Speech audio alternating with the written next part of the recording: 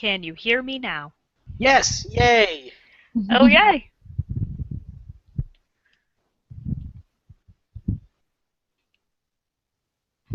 Hey, Rocky, what device did you say you were using for Hangouts? Right now I'm just using my desktop computer. Okay. Because I've tried a few different things, and ultimately the desktop computers turned out to be the best. Gotcha, yeah.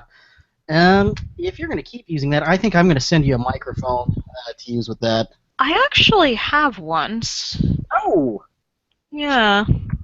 I've been primarily using my headset, but yes, I do have a microphone lying around somewhere.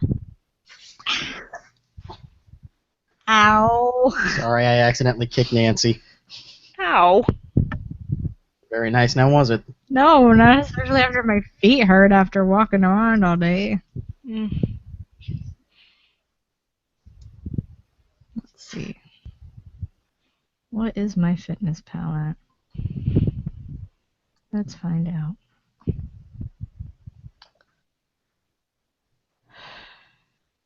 Okay, everybody have access to the tools? Tool. Get into Hangouts. Oh, right. You didn't send me a link. Oh. I emailed it. Are we in Hangouts or? Yeah, we're using Hangouts. Oh, we are? Yes. And how am I hearing? Oh, because you're in Hangouts. You just have to your microphone when you get in. Right. Right.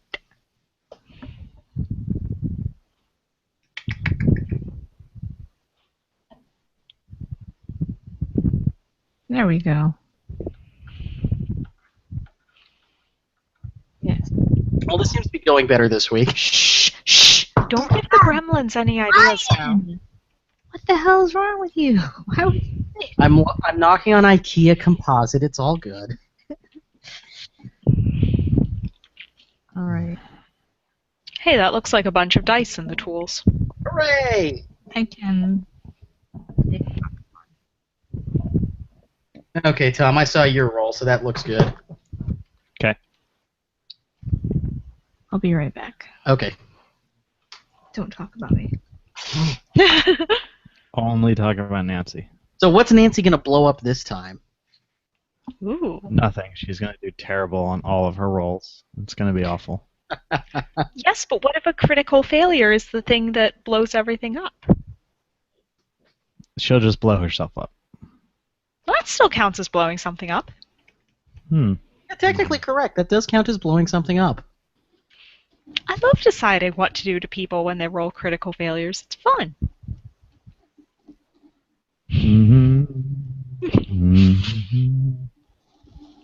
Oh, So did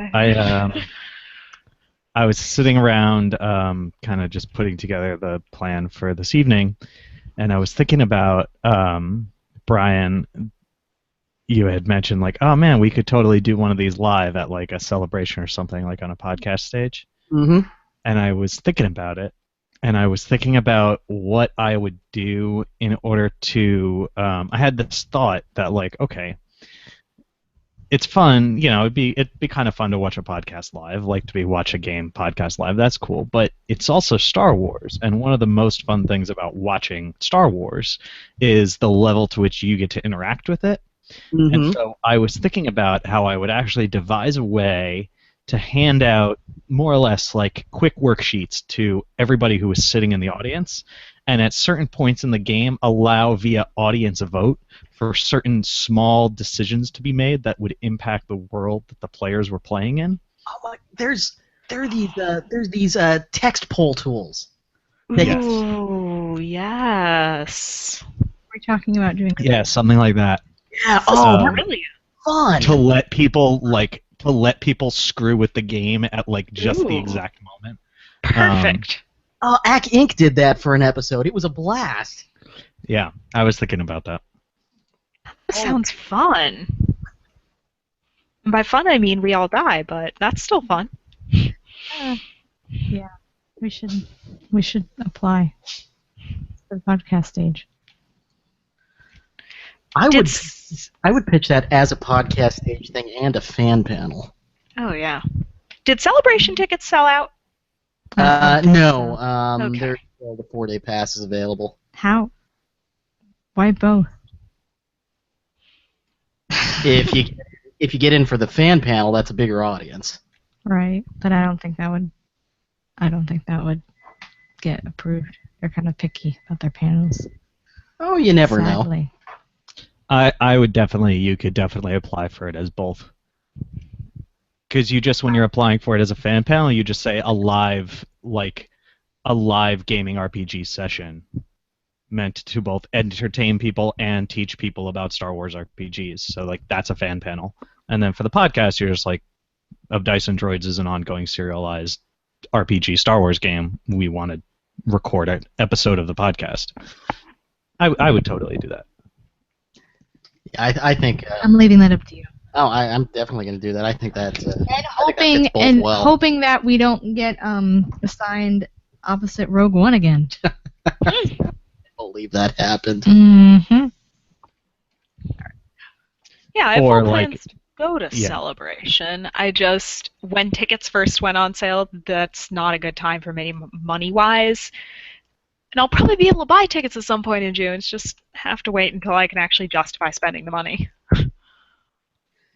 Yeah, they should still be available then. I Or- think you won't have to worry about sellout really until Yeah. around Celebration Europe, Mhm. because I think that's when you'll have the most attention of people who aren't really even aware that tickets are available or when it is. So you'll have the most attention towards the middle and tail end of Celebration Europe of people who are A, at Celebration Europe, who might Mhm. want to go to the next one, and B, people who are hearing about Celebration Europe who are like, ooh, when is the next one, or when's the one that's closest to me? Yeah. I think that's when you'd really have to start worrying about definitely 4 and 3 day passes selling out, and then I don't think individual day passes will sell out for a little while. If you're looking at June to buy, you should be fine. Yeah, that's kind of my plan. And honestly, if you got cut out of like 4 day, if you had to buy individual day passes, the price point's not terrible. It's not That's a good. terrible thing if you got priced out of the value of like the multi day. So Oh. either way, you'll be fine. Oh wow, because that's actually really good. Because like one of my many problems with New York Comic Con is how hard it is to get tickets, how ludicrously expensive it is, and if you don't get like a 4-day pass on the first day for a 3-day on the first day, you're probably not going. Did you fill out your fan profile? No. Honestly, I don't even know if I want to go. Well, you should probably you should fill out a fan profile even if you end up not wanting to go. It doesn't. It's true. It's not a. It's a requirement if you want to buy tickets. You have to fill out the fan profile this year, Mhm. but it's not something that it doesn't lock you in and it doesn't guarantee you tickets. So Mhm. it's kind of worth doing. It takes 2 minutes. It's worth doing even if ultimately when tickets go on sale you're like, I'm not interested, because I'm pretty sure they're gonna actually.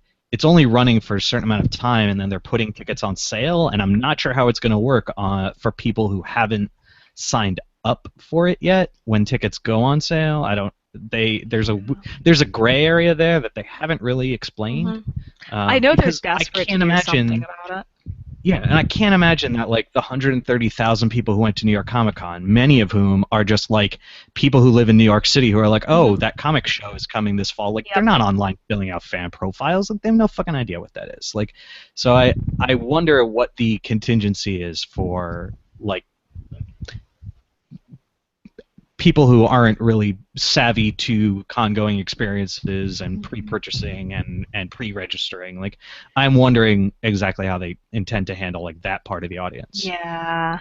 Yeah, I don't know, because like New York Comic Con, there are things I like about it, but there are a lot of things I'm really not fond of, and the very way they handle tickets is one of my biggest things I deeply dislike about it. Like how hard it is to get tickets, how ludicrously expensive of a con it is, and just New York is a stupid expensive place to be.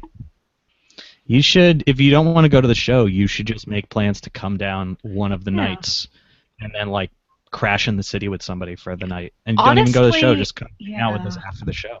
Honestly, to me, that sounds a little bit more fun because, like, I would only be able to go Sunday anyways, Yeah. since I have a very limited amount of Saturdays I can get off for work. But like partially I want to go and partially I'm not sure, but also last year there was a lot of drama with some of my friends and that really put a damper on the whole weekend. So That's a bummer. yeah. I don't know, at least I learned a lot about hanging out only with people who actually enjoy being around me. There you go. Save that. That's okay. I already muted your line. Okay. Does everyone have their character sheet? If you yeah, don't, that. that's cool. I have them right here. I can always forward them to the top of your inbox. Uh-huh. Remember to pull that up Okay. Yeah. before we start. There it is. Did my own line. Oh, okay.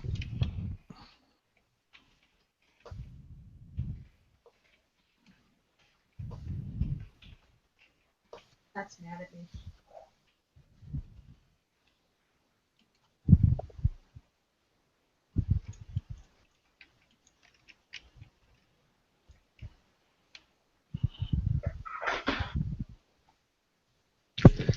Yeah, so we'll see if this new recording method keeps the levels a little more even. Okay. Fellas, tails being back up. Yep. Hang out. I really like using Hangouts, except for the annoying thing where it hijacks my microphone gain control in Windows. Yeah. Do you have like an evil robot in your computer or something? No, it's a really annoying quirk with with Hangouts when they think they're being helpful by auto leveling everything, except it doesn't realize I'm plumbing everything into a mixer and have everything controlled just so. How dare they?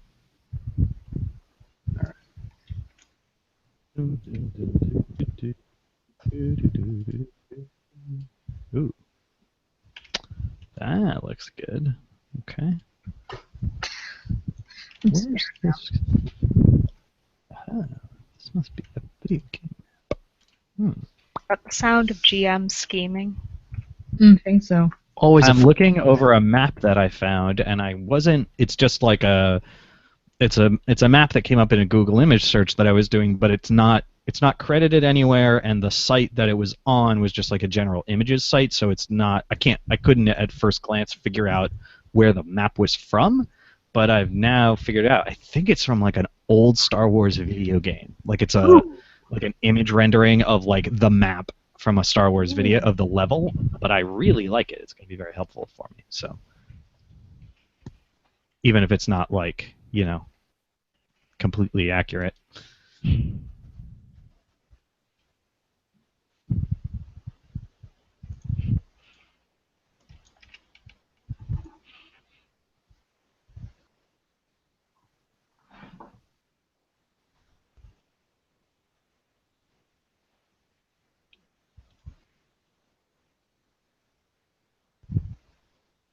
Okay, yeah, so I'm set to go when everyone else is. Roger, Roger. Alright, I'll bring us in.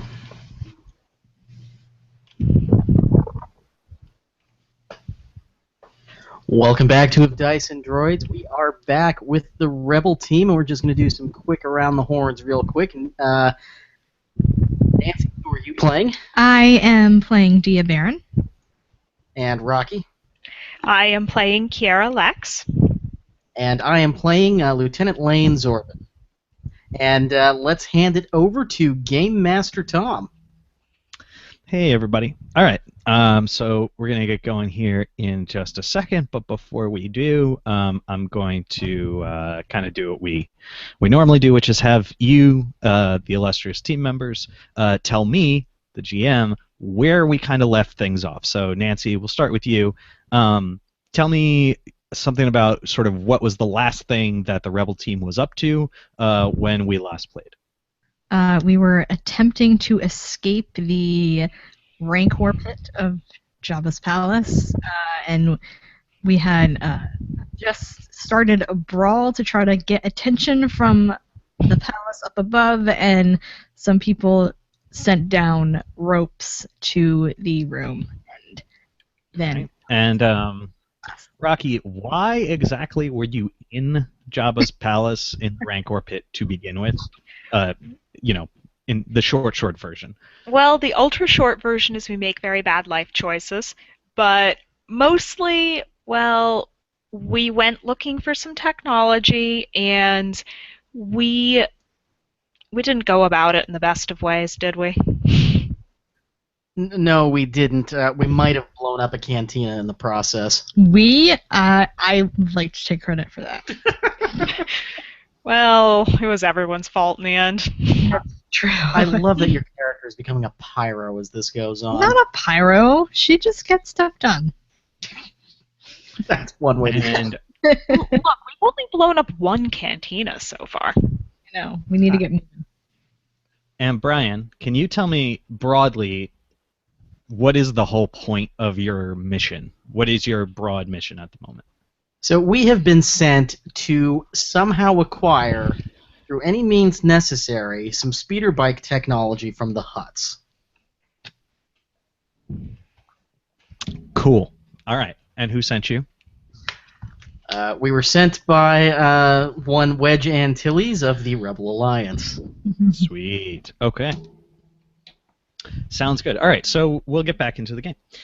So you guys were in the middle of your little brawl on the floor of the Rancor pit, and you're kind of pushing and shoving. Most people, you're all more or less pulling your punches. You are definitely kind of shoving and pushing each other, but nobody except for Malakili, who was briefly a little enraged when Lane started to get punched.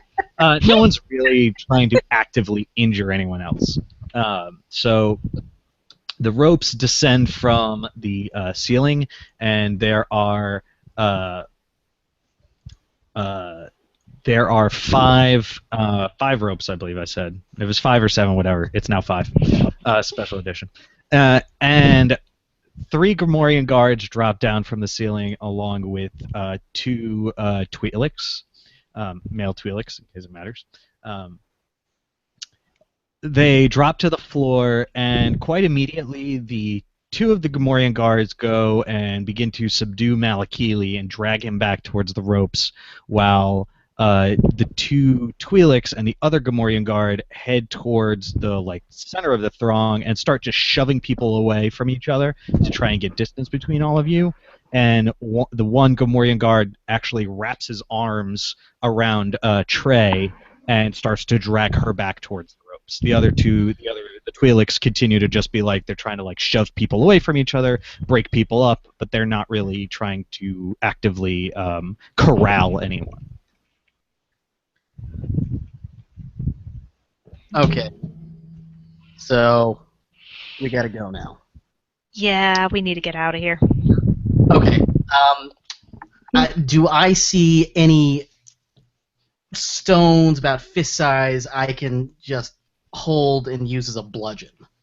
There are rocks and things around you in your immediate area, things that are, about the size of out of universe term tennis ball, things like that. There's some stuff like that. I believe, Kira, you are actually still manacled. Oh yeah. Yes, you are still manacled, so you will have a hard time throwing anything if your intent is to throw things. One who was manacled. Oh, wait, let me check my notes here. I know one of us. Yeah, no, sorry. Yes, it's Dia who is manacled. All right. Well, better her than me. So yes, Dia, you are manacled, so you will have some difficulty depending on whatever actions you tend to take. Make climbing hard. Let's see. All right, what do you guys do? My melee is pretty good. Okay, these 2 Twi'lek guards, are they separated at all? Or how much space is between them? They're dragging Malakili, so think of 2 people just dragging another person. They're pretty close together. They're going to be more or less almost shoulder to shoulder, given how big Gamorreans tend to be. Okay. How about the Twi'leks? And then the 2 Twi'leks are, they've kind of spread themselves out a little bit because they're just trying to like pull people away from each other or like push people away. It also looks like they're trying to like clear a path so that the Gamorrean dragging Trey and the Gamorreans dragging Malakili can get back to the ropes unmolested. Okay, I'm picking one of those stones up. Okay. And I'm gonna regret this so much. Does one of the Twi'leks have their back turned to me? Yes. I'm charging that one, and I'm just clubbing him on the head with it. God. Okay.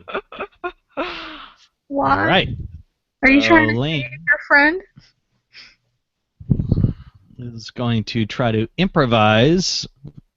use improvised melee, since he is He using doesn't. a rock. He doesn't see me, so I feel like I have an advantage here. All right.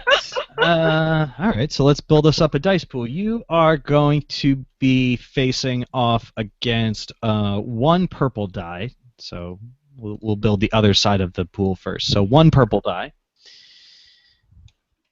and then your dice pool is going to be 2 green dice because your melee skill is pretty. Your Lane's not really known for his brawling ability. But he's gotten into his fair share of cantina scrapes. I'm scrappy, damn it. We know. And then, in addition to that, we'll say that because this particular Twi'lek does not have his attention on you, that we are going to add 1 light blue die, a boost die. Okay. All right. And when you are ready, sir, please roll the dice. Force help me.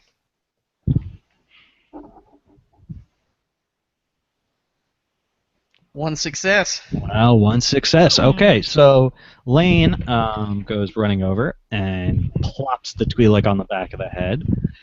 And let's see, you do very little damage. Sorry. Was that Nancy laughing there? Yeah, that was Nancy laughing at me. All right, so you come running up and smack him in the back of the head, and the Twi'lek stumbles forward a little bit by the force of it, and his hand very quickly goes to the top of his head, kind of shielding it, but he whirls around quickly and kicks out at you with his foot, trying to knock you backwards. And let's see here.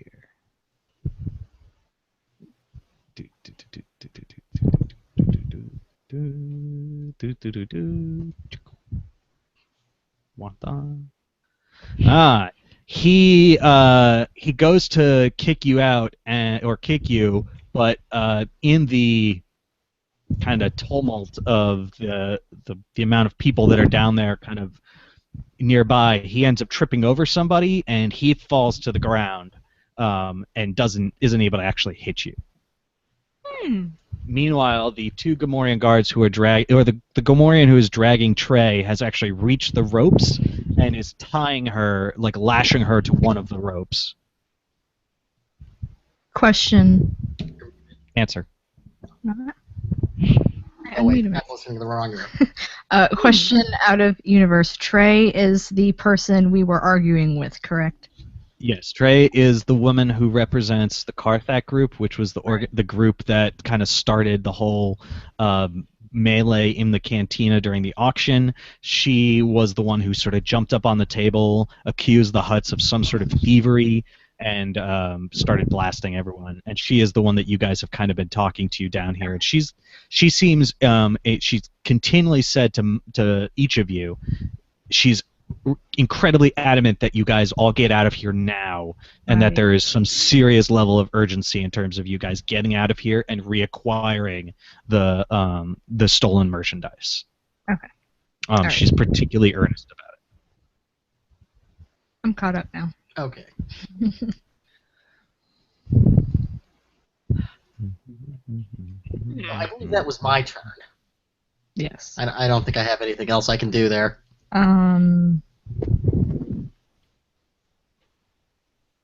are the ropes still there? Oh yeah, the ropes they all came down under there. Like I said, the one Twi'lek has Gamorrean has started to and almost finished tying Trey to one of the ropes. Well, we just figured out how to get back out of here. Yeah. Well, so we need. So you two guys can climb up the ropes. Mm-hmm. I need someone to help me up. So I need someone to tie me to the ropes and bring me up with them. Well, yeah, we can do the tying, though somebody probably stronger than Kiera should do the lifting. Yeah.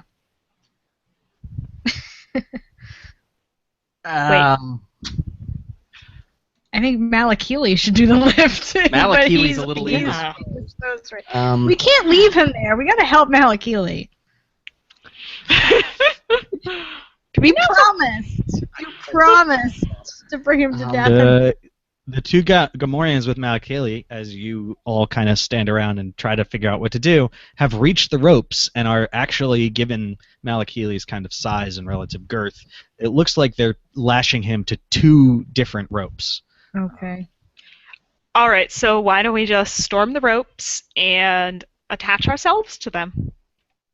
And the one Gamorrean finishes with Trey, and he kind of tugs on that rope, and you can actually see it's starting to go taut. And she's struggling a bit because she's now just kind of like standing there tied up on the rope, but she's starting to kind of swing along the ground as the rope very slowly looks like it's starting to lift her off the ground. And she's yelling for people to come help her. She's yelling for, you guys hear her yell out the name Silas, and she yells out Preetha. And you see all sorts. There are other people down here, and a bunch of them. Some of them are trying to move towards the ropes. Others are still just brawling with each other. Some of them are trying to just kind of like hide in the corners. It's kind of relative chaos. There's probably about half a dozen other people. Okay. So there's two ropes that are not occupied right now, correct? Yes. Okay, so then you two need to get up there somehow. All right. So I'm close enough to Dia that I can just grab her and run for the ropes, right? And call for Lane on the way? Sure. Alrighty, then that's what I'm doing. Okay. So you're running for the ropes. You call out for Lane to follow. All right. Trey is probably now 2 feet off the ground as she's like still kind of swinging there. She's still sort of struggling, so the rope's definitely moving pretty slow because all of her struggling makes pulling it up even a little bit harder. And you have no idea what sort of mechanism is up there pulling up the ropes. Malakili looks like he's unconscious. He's not really moving too much. It looks like they knocked him out or whatever. No! As he's just sort of laying on the ground, and they have ropes tied to his legs and another rope tied to his arms, and they're trying to get the knots fastened. It looks like they're going to probably lift him up out of the floor as well. Well, since they're distracted, that's a good opportunity for us to escape. So I grab the edge of one of the ropes and tell everyone else, here, this is our way out. Let's go. Real quick, did this Twi'lek I just bludgeon and fall over, did he drop anything? No, he did not. He did not. The other Twi'lek is still kind of pushing people around and everything. He doesn't seem to have noticed either what you did or in the tumult, you guys running for the rope. However, the Gamorrean guard, who happens to be standing right next to the ropes, has noticed you and reaches out to grab at Kira. All right. I don't have any gear, right? No, you guys, none of you have any gear. You have all been stripped of your various weapons and other items, at least for now. Okay, I slap his hand. You slap his hand, okay. And I assume you're just trying to evade his grasp. And I help. And you help. Okay. Sure. This is a thing. I have to do something. Yes, totally. Where am I looking here?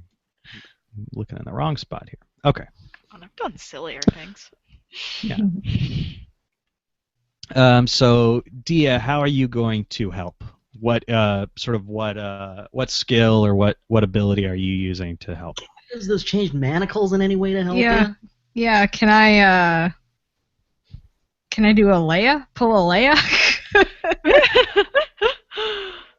Can I try to like I just kind of want to distract him so Kira can start climbing. So Okay.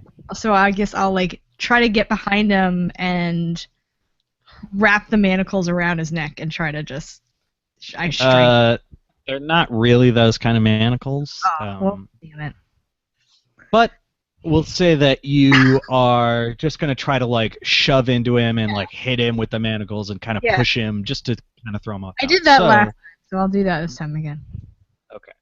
So let's see. Actually, that'll work. So Rocky, you are going to be using, I guess, your agility. So you're going to have a dice pool with 3 dice, and you're going to have 2 green and 1 yellow in it. The yellow courtesy of your friend. And you are going to be rolling against 1 purple die and 1 red die. 2 green, 1 yellow, 1 purple, 1 red. Yep. This is a rather large dice pool. 2 green, 1 yellow, 1 purple, 1 red. Come on, dice, work with me here. Onto your butts. Oh boy. Okay. Oh, no. What we call a situation. Advantage in a failure. How very interesting. So I don't know if this is an advantage, really. Should I blow up? No, you did not blow up. So, this is kind of difficult to figure. No. All right. So what we're actually going to say is, because you just got a failure, sans any, just because you got just a failure in terms of the actual check, like you've just failed it.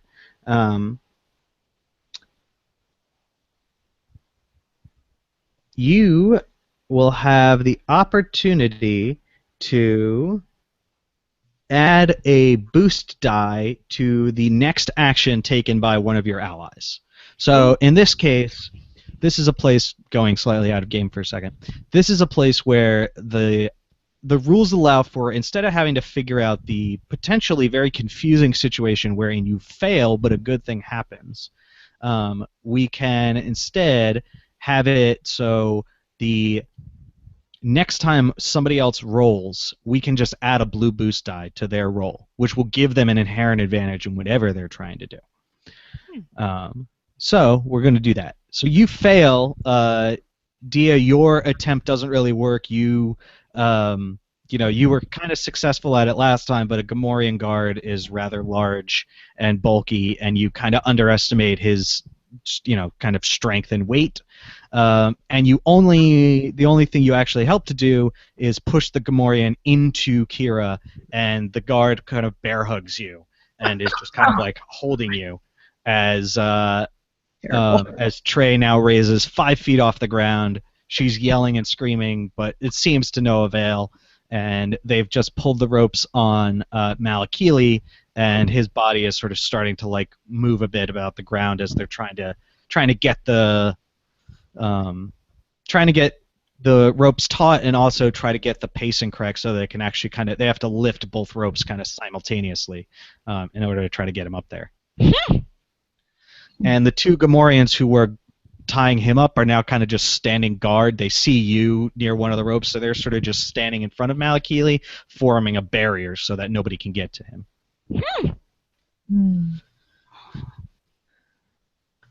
So whose turn is it now? I mean, you guys just sort of act as needed. Okay. So Well, Have anything? Well, I was going to say, since they're pulling up the other people, and I can't climb up, I can at least try to grab on to one of the ropes and, hope I can get up with them too. Nope. Here's what I'm going to do. The Gamorrean guard that was closest to you is a little distracted now trying to keep Kira from doing something, right? Mm-hmm. Yeah. I sprint to that rope, I grab it with just this running volley, and as I'm holding onto this rope, I'm swinging one direction and then coming back, and I am just going to try to plant my feet in this Gamorrean's face. Okay. Plan. Before we get to that, Dia, are you actually trying to grab a rope as well? Yeah, because I want to try to get up with either Malakili or Trey. Probably Malakili would All be. right. Well, you can't. I mean, Trey is now 5 feet off the ground, so you couldn't reach her rope anyway. So. In order to get to the ropes, are you trying to get to one of the ropes that Malakili is tied to? Yeah. All right. There are 2 Gamorrean guards standing between you and those ropes. Then I can't do that. There should be another open rope, though. Yeah. Yeah. There is one other open rope because there were. The problem There are 5 ropes. So one of the ropes, Lane is going to try to, is going to try to swing around like Tarzan on, and the other rope is just there. All right. Well, I go into one of the ropes, and I'm just gonna go and tug on it, and Okay. see what happens because that seems to be the cue to lift people up. So that's what I'm gonna do. Well, I'd kind of like to grab the rope as well, because I don't want to get left in this pit. You come. At the moment, you are being bear hugged by a Gamorrean, so Yeah, that's right. Oh, you do crap. not have the ability really to grab anything. That's a slight problem. So we'll take care of Dia first. So Dia, you go over, grab one of the ropes, and hold on to it, and you actually start to feel it going taut, as if somebody is pulling all the slack out of it. But it starts to kind of swing a bit more, and you actually can feel it, as if someone's starting to pull the rope up. It's very slow, and you are going to have to try to hold your grip. So, going to need you to make a. This is going to be. I'm going to give you a choice. Would you rather have more dice, or would you rather have? Would you rather have more dice, or would you rather have upgraded dice? This seems like a trap.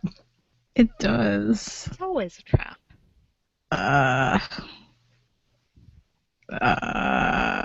Upgraded dice. So you are going to roll a green and a yellow Okay. against, at the moment, 1 purple die, because you are just basically trying to hold on to a rope when you're still planning on the ground, which is still pretty easy to do, even when you're manacled. So Okay. 1 yellow, 1 green, and 1 purple. All right. And this is just to hold on to the rope as it starts to go taut and sway back and forth. All right. Here I go. All right, success. So you not only do you hang on to the rope, but you actually are able to you kind of instinctively wrap one leg around it, trying to give yourself just a bit more, a bit more of a tight grasp on it. And Okay. you are kind of only inches off the ground, but you're starting to sway pretty wildly back and forth, and you're just kind of holding on for all you have. Okay. In the meantime, and Lane will get to you in just a moment. In the meantime, Dia, as you are kind of swinging around, you get a pretty good view of what's going on in the room, and you see you see 2 people, a woman who's got this very vibrant sort of blue skin that is marked by all sorts of scratches and scars, and all sorts of kind of very faint tattoos and etchings, and she's wearing a kind of wrap over one of her eyes. You see her and a pretty dark-skinned, not very dark-skinned, I would say, I guess coppery-skinned individual. Both run at one of the Twi'leks, and the blue woman kind of goes high and elbows him in the head, while the gentleman kind of slides under and kicks his legs out from under him at the same time, and that Twi'lek just drops to the ground unconscious. Okay. And you take particularly note of the rather impressive feat of teamwork. All right. Meanwhile, Lane, what's so funny? Nothing. Nothing at Oh. all. Well, he hasn't rolled yet, so. It's about to get funny. So Lane is going to take a running jump and grab the rope and then try to kick the Gamorrean. So Lane, you are going to have a number. You are actually going to have a number of interesting. Your dice pool is going to be interesting here. You are going to have 2 green dice. You are going to have 2 blue dice. One is going to be the boost die that Rocky earned you on her last roll. Mm-hmm. The second is you are going to get a boost die because the Gamorrean, in trying to hold Rocky, really doesn't have has a reduced level of ability to avoid you. So you are going to get 2 green dice, 2 powdered blue dice, and you're going to be versus 2 purple dice. Oh boy, this is going to be interesting. Survey says. Ho ho ho! Yeah! All right. That's an advantage. So you come flying in with your best kick and smack the Gamorrean on the side of the head, and it catches him completely off guard and off balance, and he goes tumbling over, letting go of Kira as he does, who kind of like spins away from him. Yay. And you are actually still holding on to the rope and just kind of like swinging around as the Gamorrean is looking around, trying to figure out what exactly happened to him. Wow. Meanwhile, Trey is now about 20 feet off the ground. She's actually now closer to the top of the to the ceiling than she is to the floor, and Malakili is probably about a good 5 feet off the ground. Well, I would like to grab a rope or grab one of my companions who's close enough to the ground because I don't want to be stuck in the pit. So Lane is on the ground, and Alrighty. Dia is basically like a couple inches off the ground. So either one of them, you could grab onto either them or the rope with them. If that Gamorrean has a blaster, grab it and then run here. Well, I'm going to grab that rope. Okay. So you go to grab. Which rope do you want to grab, Lane or Diaz? I'll grab Diaz because I think I'm closest. Okay, so you go to grab Diaz rope. All right. So you are able to grab it. I need you to make, because the rope is starting to move and starting to come off the ground, I need you to make a.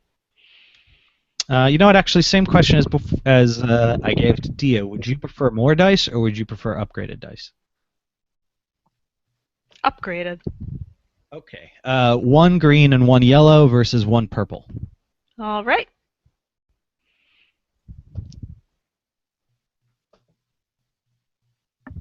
Okay. So you are able to grab onto it and hold onto it. The 2 of you are kind of now knocking into each other as you both hold onto the ropes as it's starting to come off the ground. You can't feel the ground anymore with your feet. You're starting to be lifted up. Lane, your rope has not actually started to ascend. You're just kind of swinging around on it. But meanwhile, the 2 people that Dia you saw kind of take out one of the Twi'leks see you guys all on the ropes hanging and kind of flying upwards, and they both start screaming out for you to not leave them behind and to help everyone, and that everyone's got to get out of here, and they're just calling out for you guys not to just like abandon them. Okay. Damn it. Well, right now we've got an important mission, guys. We're actually kind of here on a mission, so we should probably get out of here mission first. Too, you hear one of them call. One of them calls out to you like, "We're on a mission too. You're not the only one with a mission around here." Well, we can. I get this far off, look in my eyes as if I'm thinking of something deeper and more meaningful. Hey, you! Don't ignore me. I can see you. Do not ignore me. Lane, perspective. We can't help them if we're stuck in this pit. They need our help. We can help them when we're out of the pit. Yeah, it's going to be a lot easier for us to send the ropes down again after we've gotten out, rather than risk putting too many people on the ropes and have one of them break or something. How many people are up there? You don't know. We might need more help. You know that there is probably, assuming machinery is not involved, you can surmise there is at least one person for each rope. Well, But can we just... Beyond that, no clue.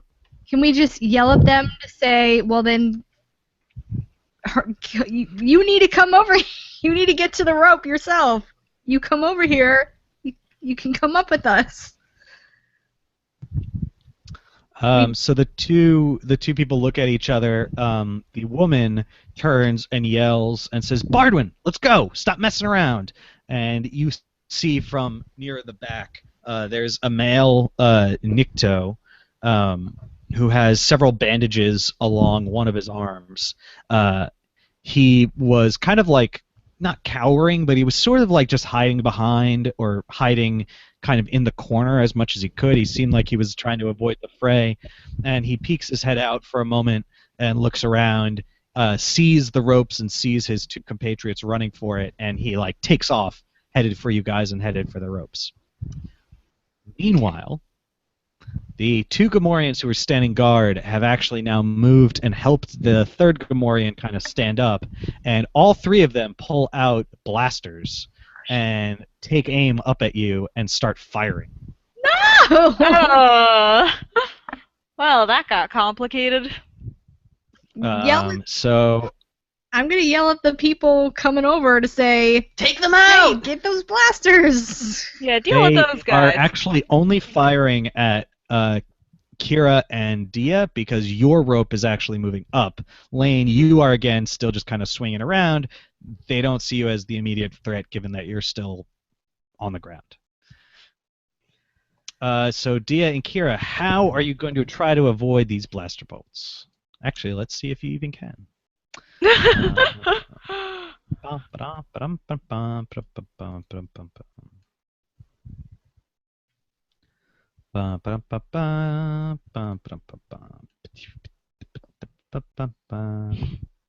Oh boy. Oh no. Oh, that's comforting. Okay. So you're gonna have no, that's short range still. So we're gonna have one of these and one of these. All right. So one of the Gamorreans fires and misses you guys entirely. The blaster bolt just kind of like harmlessly phases out against the side of the cavern. The other blaster bolt, though, hits Dia like square in the shoulder. Oh. And Dia, you are actually going to take. You are going to take 2 strain. So you're going to suffer 2 strain. Oh. And you are going to have to make an immediate check to not fall off the rope. Oh no! Damn it! But Kira is on the rope with you, so I will allow her to assist you. Yes. Okay. So you need to roll 2 green dice and 1 yellow die against 2 purple dice. So repeat that. 2 green dice. 2 green dice, 1 yellow die. Okay. Against 2 purple dice. All right. Here we go.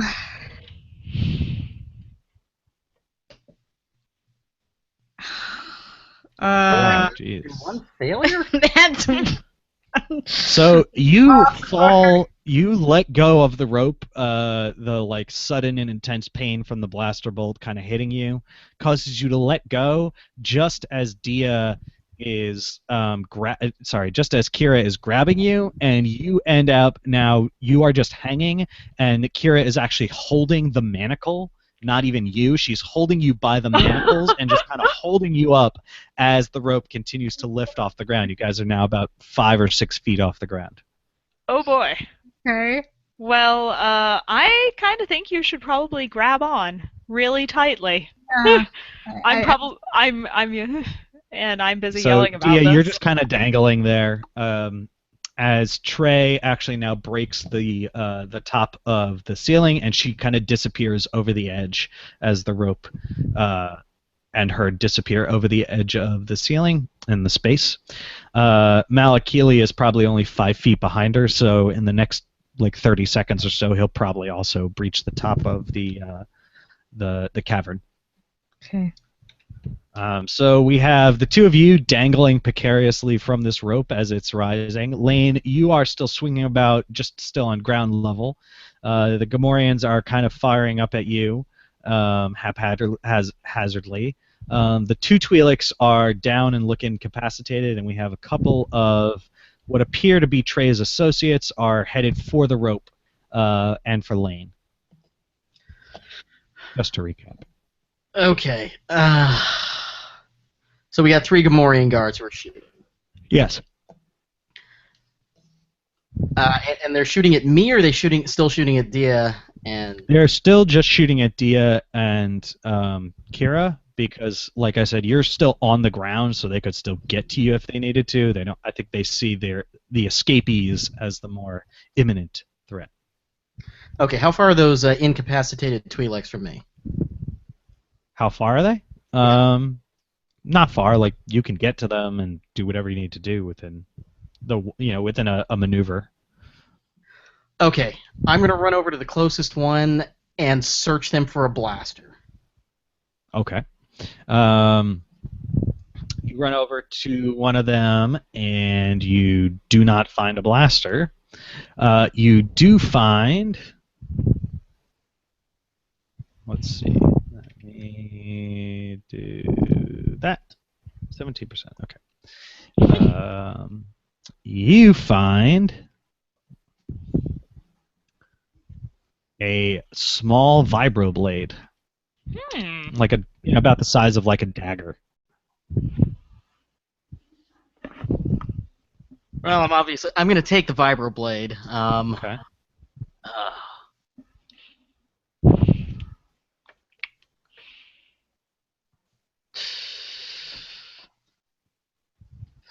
I can't take out 3 Gamorrean guards with a vibroblade.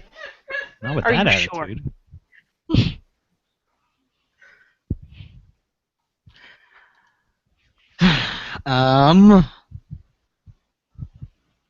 I gotta buy them a little more time.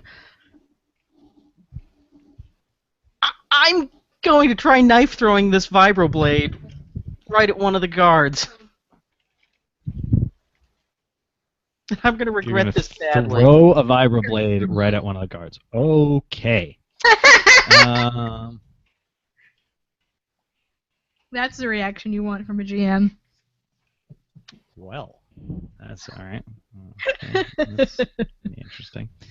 All right, so this is an improvised throw, but you are doing okay. Right.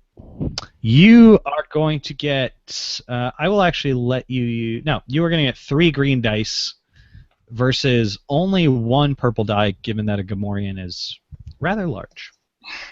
Hitting the broadside of a barn. Okay, so 3 green to 1 purple. Yes, sir. 2 success and an advantage. Oh. Nice. Man, you're Okay. rolling good today. Don't Yeah, jinx let's it. hope. Yeah, let's hope he keeps it up. Let's hope he doesn't. Okay, hold on just 1 second. Actually, I have to turn a light.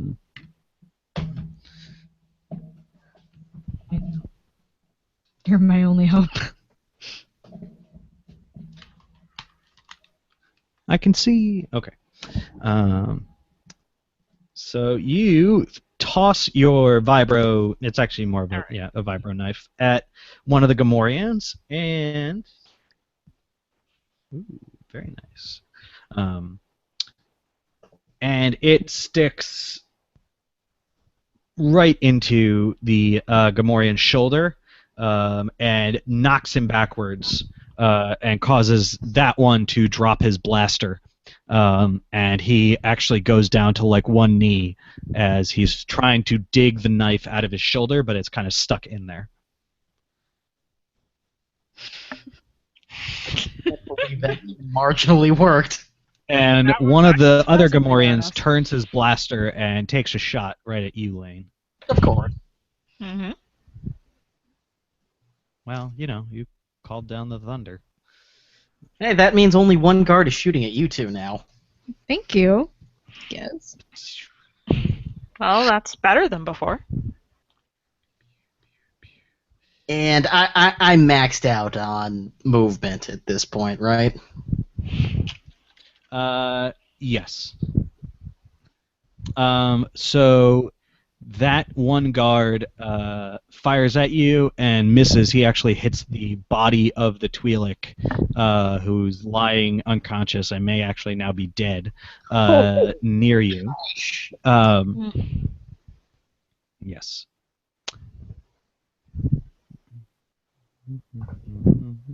Okay, so that's a miss there. Only one was firing at me? Only one of them. But that one guard is now pretty focused on you, and he actually takes a couple steps forward as if he's trying to sort of improve his position to maybe take more shots at you. I'm gesturing wildly at Trey's associates to deal with them. Okay.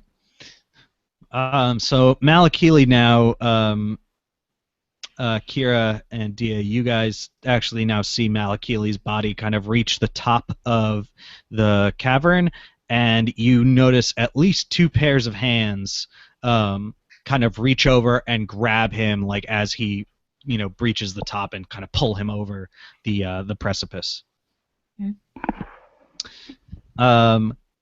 I need both Dia and Kira to make checks to try to continue to hang on to the rope, because you guys are just dangling. You're just dangling in midair. There's nothing keeping you up there except your own arm strength. So, Kira, you are going to make a 3 green dice, 1 black die, 1 blue die, Jeez. and 2 purple die. Whoa. Roll. I think you're trying to kill me, but okay. You kind of have an advantage. You have advantage from your previous roll. You get your normal sort of attempt to stay on the rope, but you also kind of have a setback because you are also just literally holding Dia up. You're the only thing holding her up. So that is putting extra strain on you, which obviously would make it harder for you to maintain your grip. Alrighty, here goes. Bad feeling about this. That could have gone worse. That could have gone much worse. 2 success and a threat. Great. Okay. So you are able to still hold on to the rope without too much problem. You kind of wrap your arm kind of around the rope, the one hand that's holding on to it since the other one's holding on to Dia. You kind of wrap your arm around it to kind of anchor yourself. However, that slows your ascent a little bit because it's causing the rope to not quite be as taut and kind of catch a bit, and it's also starting to rub the rope very roughly against your arm, and it's kind of digging into it, so you're going to suffer 1 strain as you're it's basically getting really serious rope burn Ow. on your arm. Well, nothing a little active can't fix. Dia, I would like you to make a check. Your die pool is going to be 1 green and 1 yellow versus 2 purple. Ooh. 2 purple? Yep. Here we go. Hey! Success! Hey. So you are able to grab, kind of just strengthen your grip a bit more on Kira. You don't yet feel, or you didn't really feel comfortable enough to try to like move your hands, because of the manacles, to try to grab onto the rope itself again for fear that you might just miss and fall by jostling everything around. So you just kind of reach your arm out and you kind of lock your arm with Kira's arm. So Kira's holding the manacle and your arm is holding Kira. So you feel slightly more secure than you did a moment ago. Okay. So good news for you. Yay.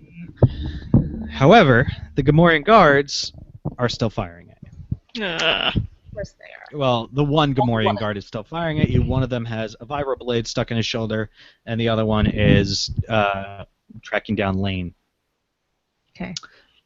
So the one guard is going to shoot up at you, and you guys are getting further away, so this is becoming more difficult.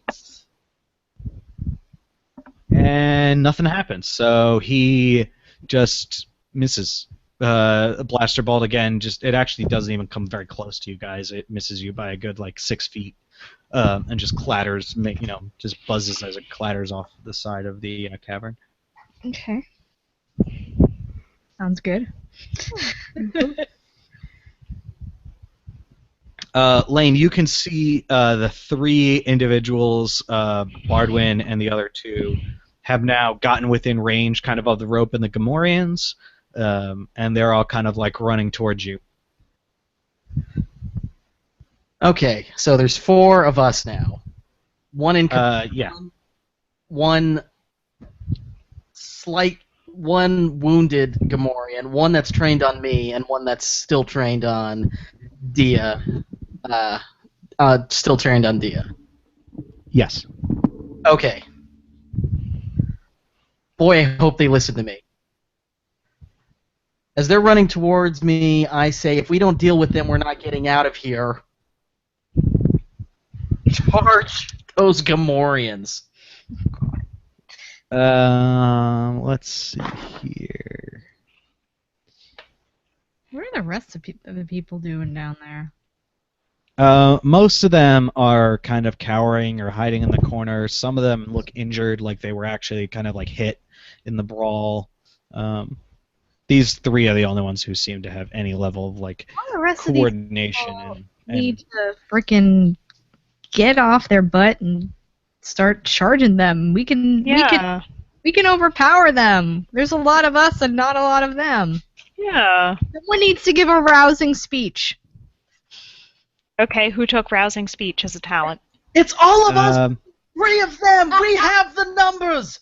Go get okay, I'm going to let Brian make a leadership check to try to inspire both the 3 individuals and kind of everyone else to maybe help out. And he will be aided by the 2 of you.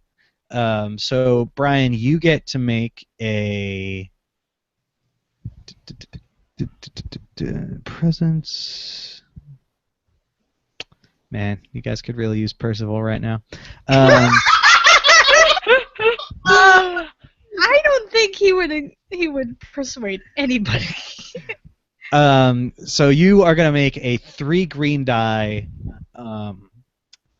roll versus 3 purple dice. Oh. And?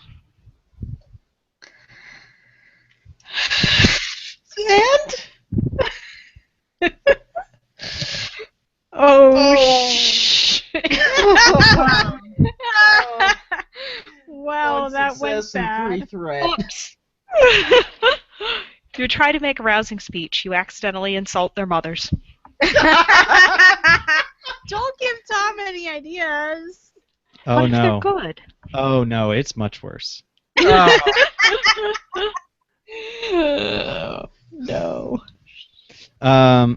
So you.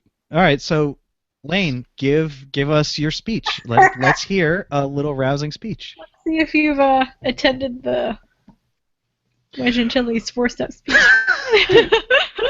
We have the numbers. We can overcome. We can reclaim our lives. We can get out of here. Just follow my lead.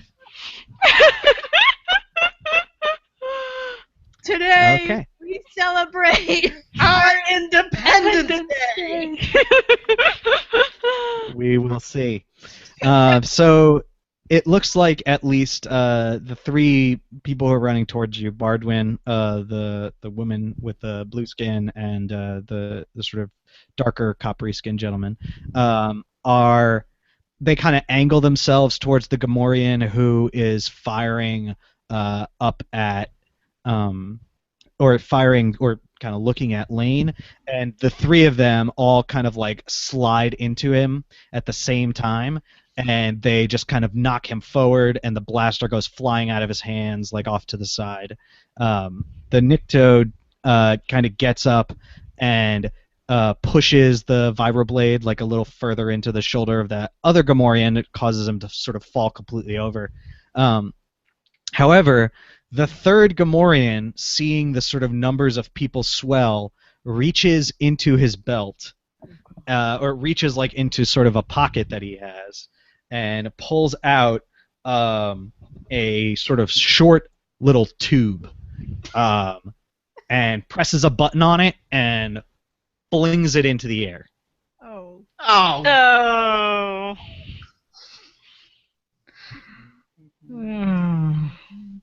Oh.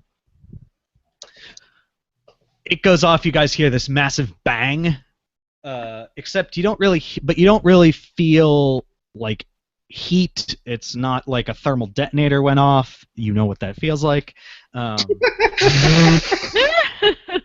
Welcome. Instead, it feels like this like wave of energy has just like smacked into all of you. And there's kind of also a flash of light. Okay. So I need all of you to make... Did we just blow ourselves up again? Probably. So Brian, Lane, you rating. Oh boy. You are going to take 5 wounds for being very close to it when it goes off. Oh. Which is pretty rough. So you're going to take 5 wounds. How? I'm down to 7 now. Oh. You are also...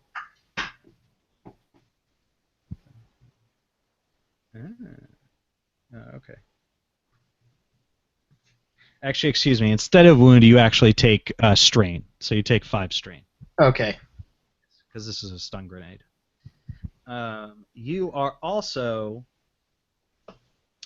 disoriented. You kind of hear a buzzing in your ears. Your vision is kind of spotty. You're having trouble focusing on anything, etc., etc. Ladies, you are both disoriented, and again, I need you to actually make immediate checks to stay on the rope. You both are going to make the same check here. You're going to make a 2 green, 1 yellow check that is opposed by 1 purple die and 1 black die. Okay. Oh boy. Don't roll those just yet. I will be back in 20 seconds. Okay. So that didn't go well. 17.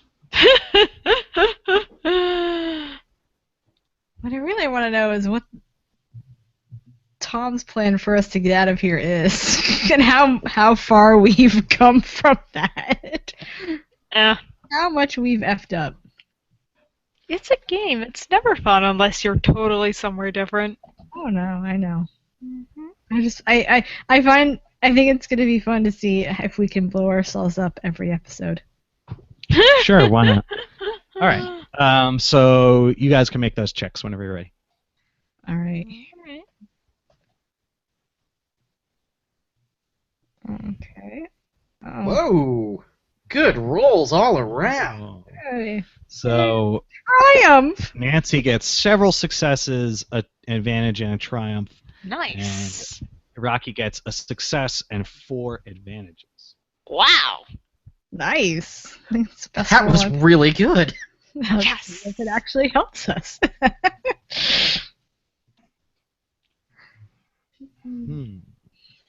Okay.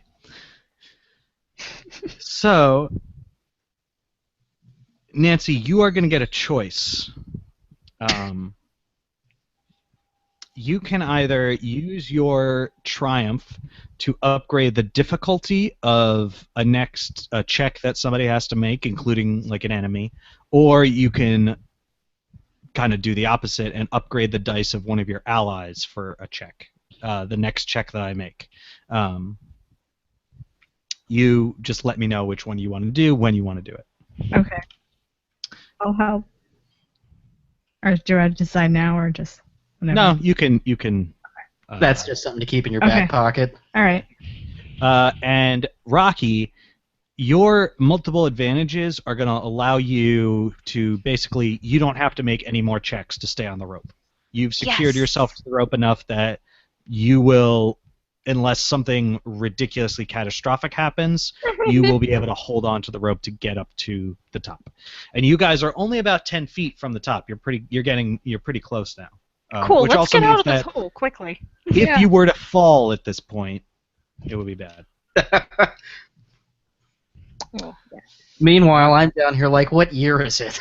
Yes, and you look around and you see that everyone else who's on the ground, including the Gamorreans, everyone kind of just looks listless. The three individuals who had been running towards you are all sort of on their knees, kind of crawling around, like still trying to make their way forward, but everybody is just kind of completely out of it. And you can't concentrate on anything for more than a couple seconds before you either see splotches or like you hear ringing or just all kinds of badness.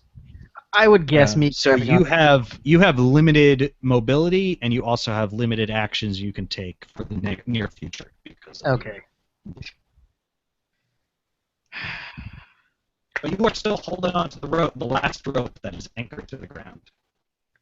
Ooh, Tommy, you may want to hop out and hop back in. You've gone robot-y. No! All right, be right back. Robot Tom. Okay, so I am screwed.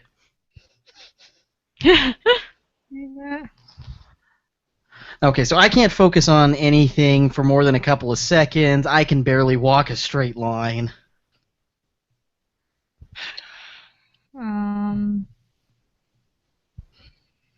Should we help him? Probably. I don't know. Can we, though? Is Robot Tom gone?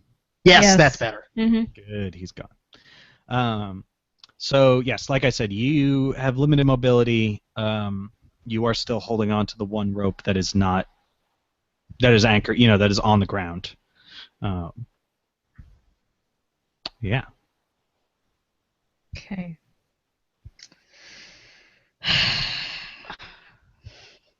Oh, what can I do in this state? Can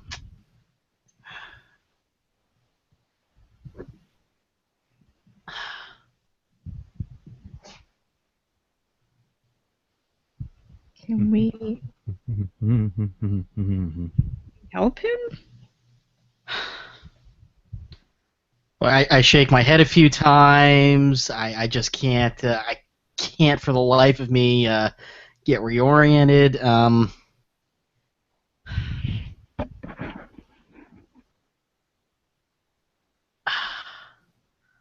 Oh.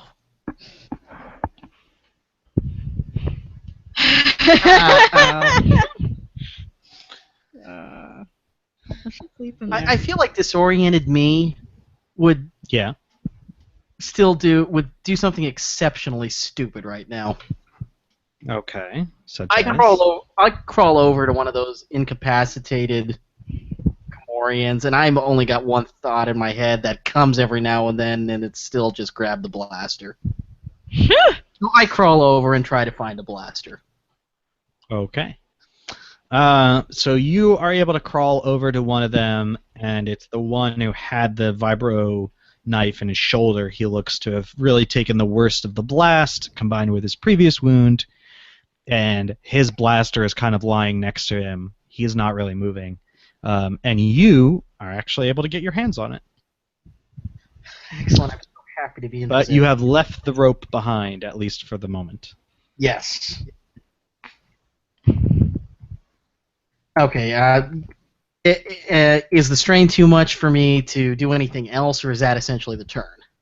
Yeah, that for the moment, because of your disorientation, you have both limited options for what you can do on each turn, and you also don't get the ability to both sort of move and act. So Okay. that's going to be everything. Just grabbing the blaster is going to be the whole of your turn. I am going to take that as the moral victory it should be. Okay.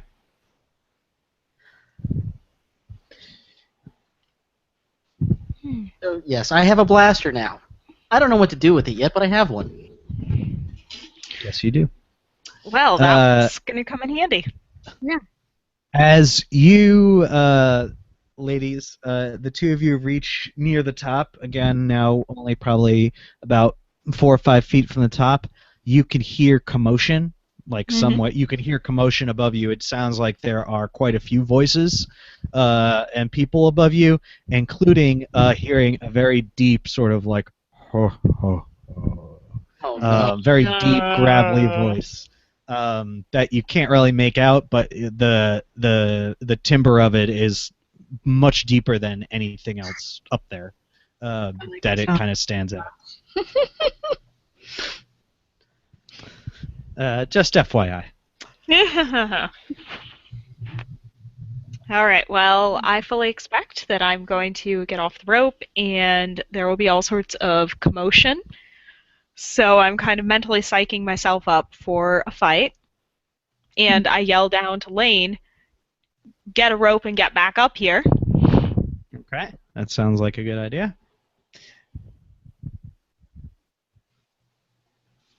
So there's not a whole lot you two can do until you're actually dragged up. Yeah. Unless we drop down to help you, but... That's a long drop at this point. Yeah, I think that would be... Yeah. I mean, we got out of the pit. I'm not jumping back in the pit. Yeah. Sorry. That's okay. So what state are Trey's companions in right now? They, similar to you, are like shaking it off, trying to kind of compose themselves and move towards that last rope. But they're kind of, they're in a similar boat you are. They were just as close to the grenade when it went off as you were. The two Gamorreans also look like they are kind of recovering. But again, at an equal rate. One of them definitely does not have his blaster. The other still does. Okay. I'm worried. Even through the haze, I'm worried about that Gamorrean that's still armed. Oh, I hope I don't hit someone I shouldn't. I'm gonna take a shot at that Gamorrean. Okay. And yeah, this is a kill shot. What did he ever do to you? That's mean. What's mean? Shooting people with blaster pistols? Yes, yeah. I agree. Completely agree. It's terrible. So you are going to make your dice pool is going to be 2 green, 1 yellow, against a black die and a purple die. Okay, 2 green, 1 yellow, 1 purple, 1 black. And here goes. Failure and 2 advantage.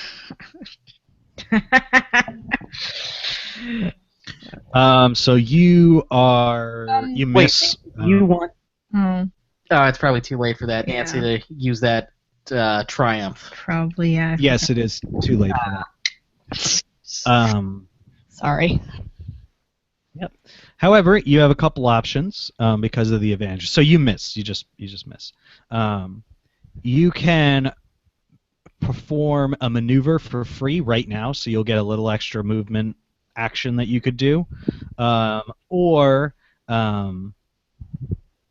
you can actually force the you know what? Actually, I'm going to pick this one for you. I think that this is pretty good. You miss, but the miss actually causes the Gamorrean to kind of like move really quickly to try to avoid the blast, but it's disoriented, and it actually drops its blaster. Hmm. Okay, so they're all disarmed now. I'm hoping that Trey's associates are aware enough to hear me shout, "Grab their blasters." They seem to be, as they kind of scatter and scramble, like on their hands and knees as best they can, over to the two blasters. And the blue-skinned woman gets her hands on one of them, and Bardwin gets his hand on the other, and he immediately hands it off to the other gentleman as soon as he picks it up. Okay, I think that went pretty well. And as Dia and Kira, as you see that, both of you realize that you have now reached the top of the cavern, and hands from sort of all sides reach over and grab you, Kira, and grab the rope and drag the both of you up into the upper room. Lane, you can no longer see them. All right. Well, we are out of the pit. Nothing bad ever happens when you split the party. Yeah. Nothing Yep. bad. No. The Gamorreans both seem not completely incapacitated, but relatively so. Lane. So unless you decide you want to take a different action, I assume you're grabbing the rope and trying to get out of there. I am grabbing that rope. I tuck the blaster into the waist of my pants, and I just grab the rope and yank on it. Okay. So you grab the rope. Trey's associates also grab the rope, and all of you start to rise out of the pit. Nobody tries to shoot at you because nobody really can. The Gamorreans kind of come to and get to their feet and make a last grasp at trying to grab you, but the rope is now just out of their reach. And so for the moment, they're stuck down there. And actually, the two of them kind of look around. One of them goes to check on one of the Twi'leks, who definitely looks like he's dead, who has been shot with a blaster. The other one looks like he's just completely unconscious. And the two Gamorreans are kind of just like snorting and roaring and making a lot of noise as they don't really have anything to do and they can't get out of the pit, and they're watching you guys just kind of slowly escape. There still are a couple other people down there that you've left behind, but they're sort of either incapacitated or cowering in the corner. So up we go. Yeah. up you go, and you guys breach the top of the cavern, and again, hands from everywhere kind of drag you over the top. And this is what you see. And Dia and Kira, you kind of saw this a moment or two ago. You were immediately kind of restrained and immobilized when you got up there, but for the benefit of all, this is what you see. You are standing or kneeling or just kind of in a rather large circular room.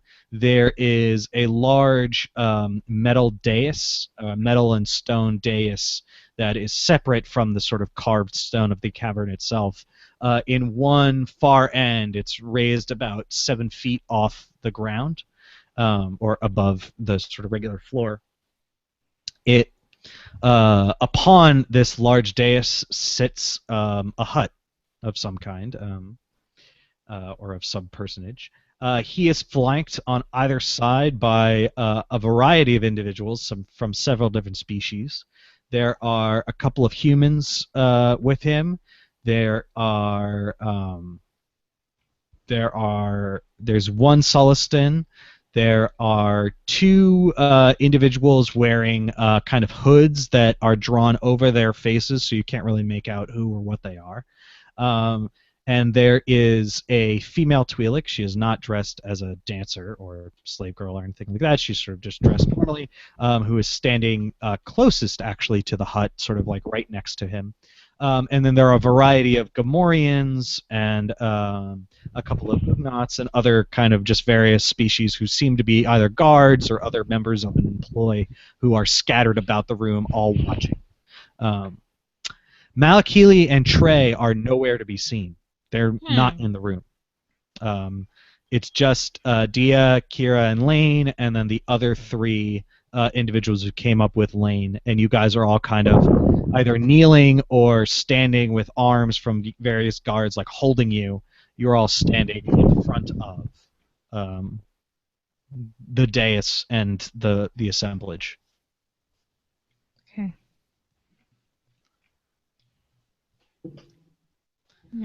And the hut laughs again, the very sort of deep, slight warbly laugh that huts are known for, and says something in Huttese, which none of you speak, so none of you understand. And the Twi'lek standing next to him takes a step forward and says, "The mighty Zertok congratulates you on your spectacular escape from the Rancor pits." He what? Congratulates us on our escape? Really? Is this like a... She just kind of shrugs and looks. She shrugs and looks back at Zertok, who says something else, and then she says, "Zertok would like to know the identities and affiliations of both of you, of both your groups." And then she kind of falls quiet and waits. I just look over to Dia. I'm not opening my mouth this time. I'm not answering. I don't say anything. Yeah. I don't say...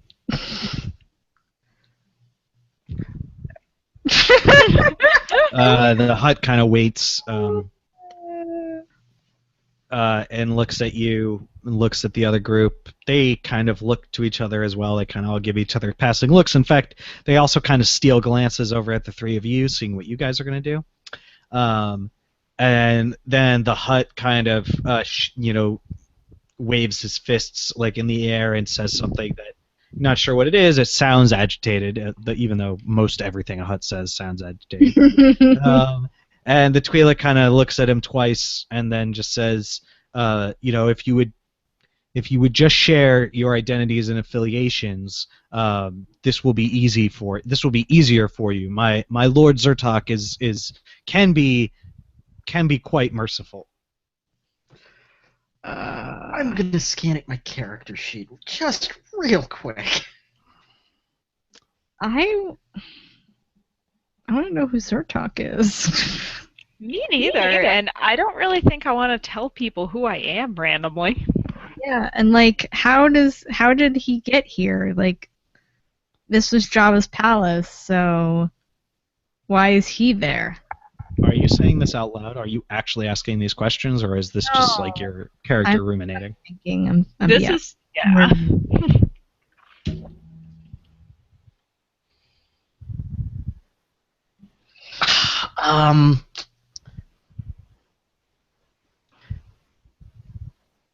I look at Zertok and say, you know what? God. We're just your kind of scum.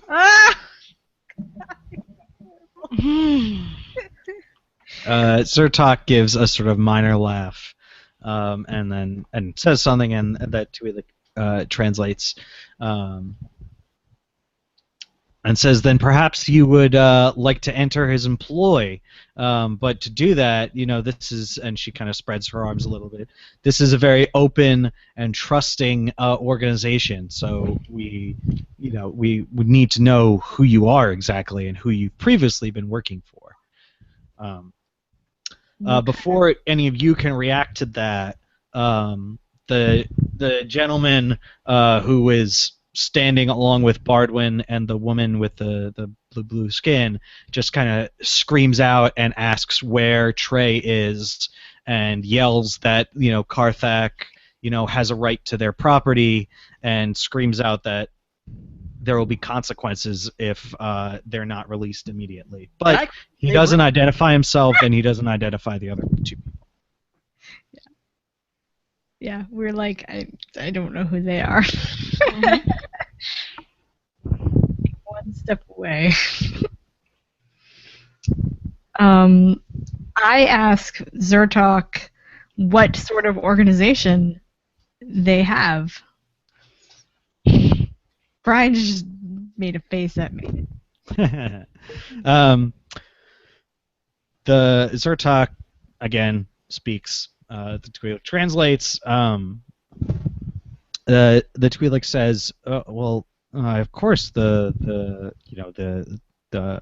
most noble and honorable and powerful family of the Hutts, the sort of premier business and entrepreneurial organization in the Outer Rim, nay, the entire galaxy.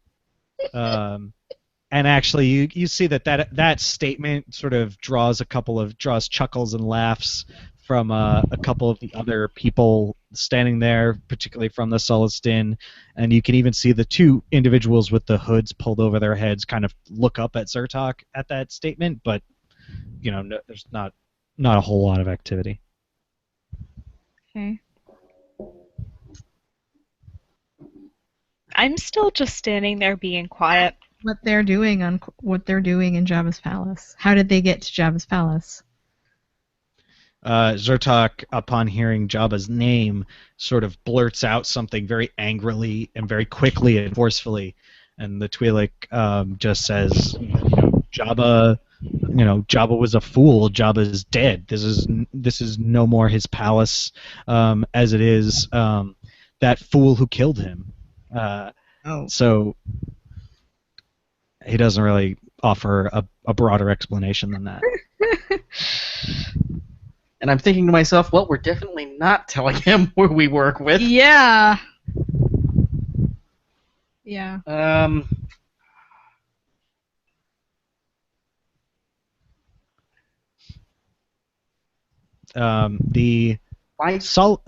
ahead. My deception's deep. I could try to lie. Well, we're definitely not going to tell him the truth. Nope. Not after that. Oh. I rack my brain. What are some of the other groups I remember being there?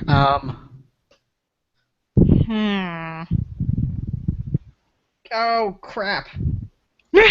Yep. Yeah, oh crap is about as far as my brain has gone.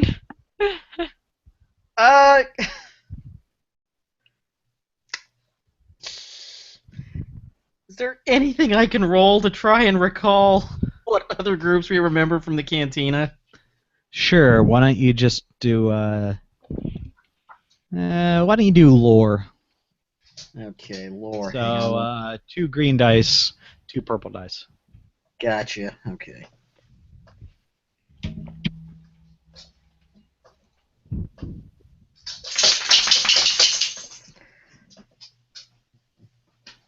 Oh, crap. Well then. I mean, you're really just making a lore roll. So you don't remember any actual groups, you don't actually remember the name of any other real groups.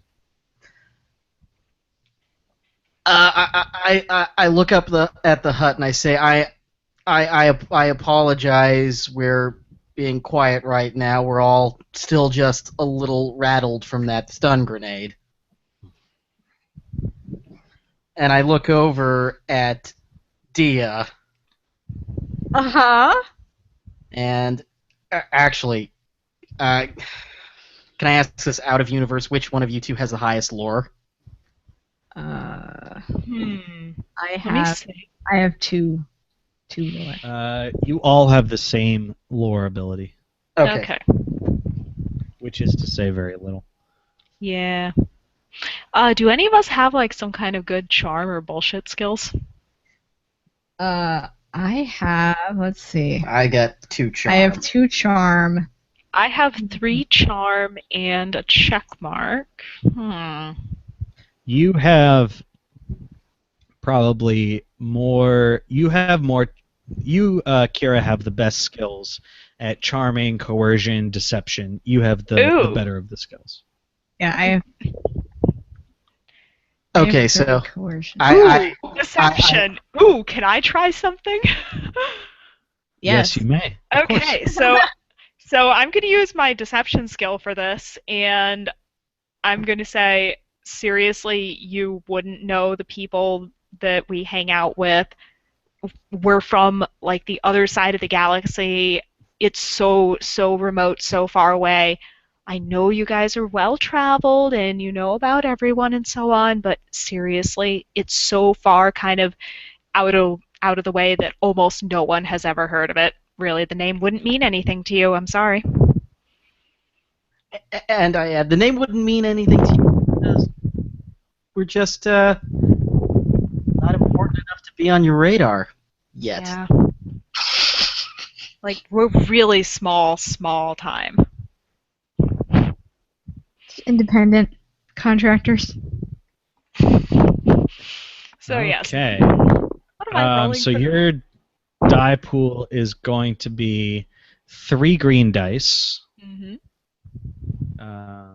You are also. Let's see.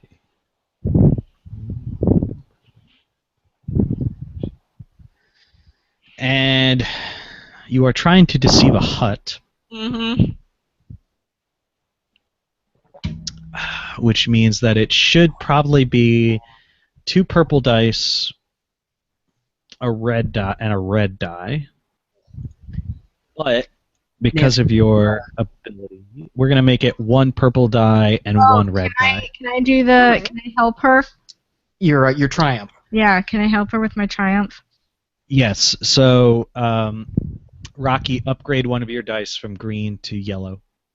So 2 green, 1 yellow versus 1 purple and 1 red. All right. Let's see if my creative bullshit actually helps. That's interesting. Yeah, that is interesting. Very interesting. 2 success and 2 threat. I don't even know how to interpret that. Okay. He's just, but he threats. So you spin your yarn about being affiliated with some group that's not really, that's not part of, that's from across the galaxy and, not someone on the Hut's radar. And Zertok just laughs, that deep, unsettling laugh. And says something as if he's talking kind of to the room, and actually elicits a laugh from nearly everyone else in the room, and the Twi'lek doesn't translate it for you, so you have no idea what he said. Well, I think he just said I'm probably full of bantha voodoo, so... But then he says something sort of more pointed to you.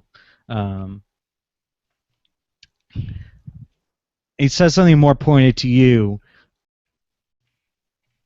and then actually points to the 2 hooded figures who are standing there. Says something to you while pointing at the 2 hooded figures as if he's referencing them. And the Twi'lek says that, Zertok, while it seems a little unlikely that he wouldn't know of your organization, or that if he doesn't, that your organization is anything to be worried about or to pay any attention to, that Zertok is well schooled in forming relations with new and upcoming and far-flung organizations, and that it's there's great benefits to establishing relations with the Hutt clan, as some of his newfound associates would be happy to attest to.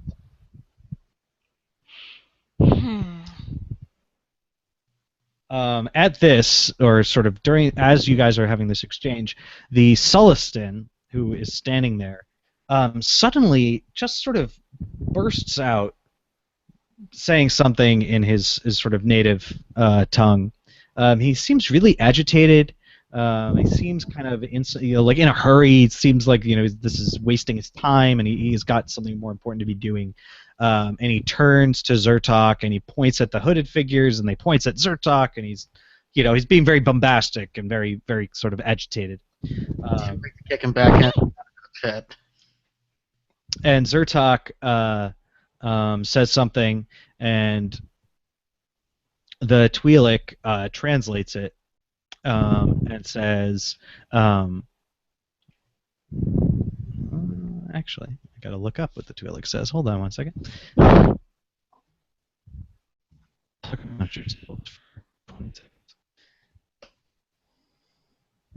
Oh, no, never mind, I got it. So the Twi'lek says, yes, we understand.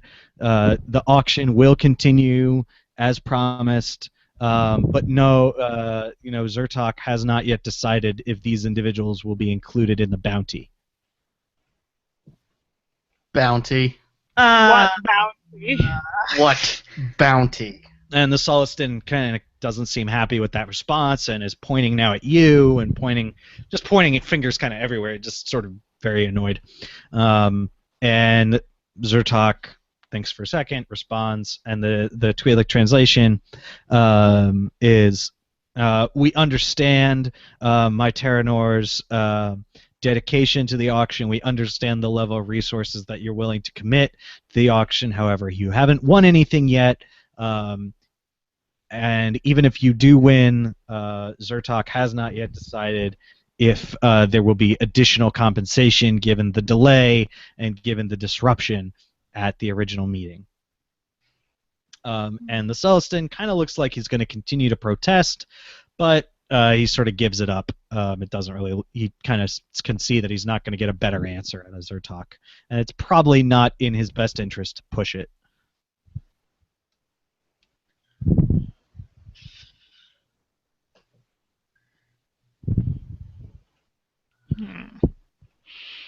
What more will we tell him? Well, right now my bullshit isn't really doing too much, so I think I'm just going to shut up and see if the other two have any ideas. So,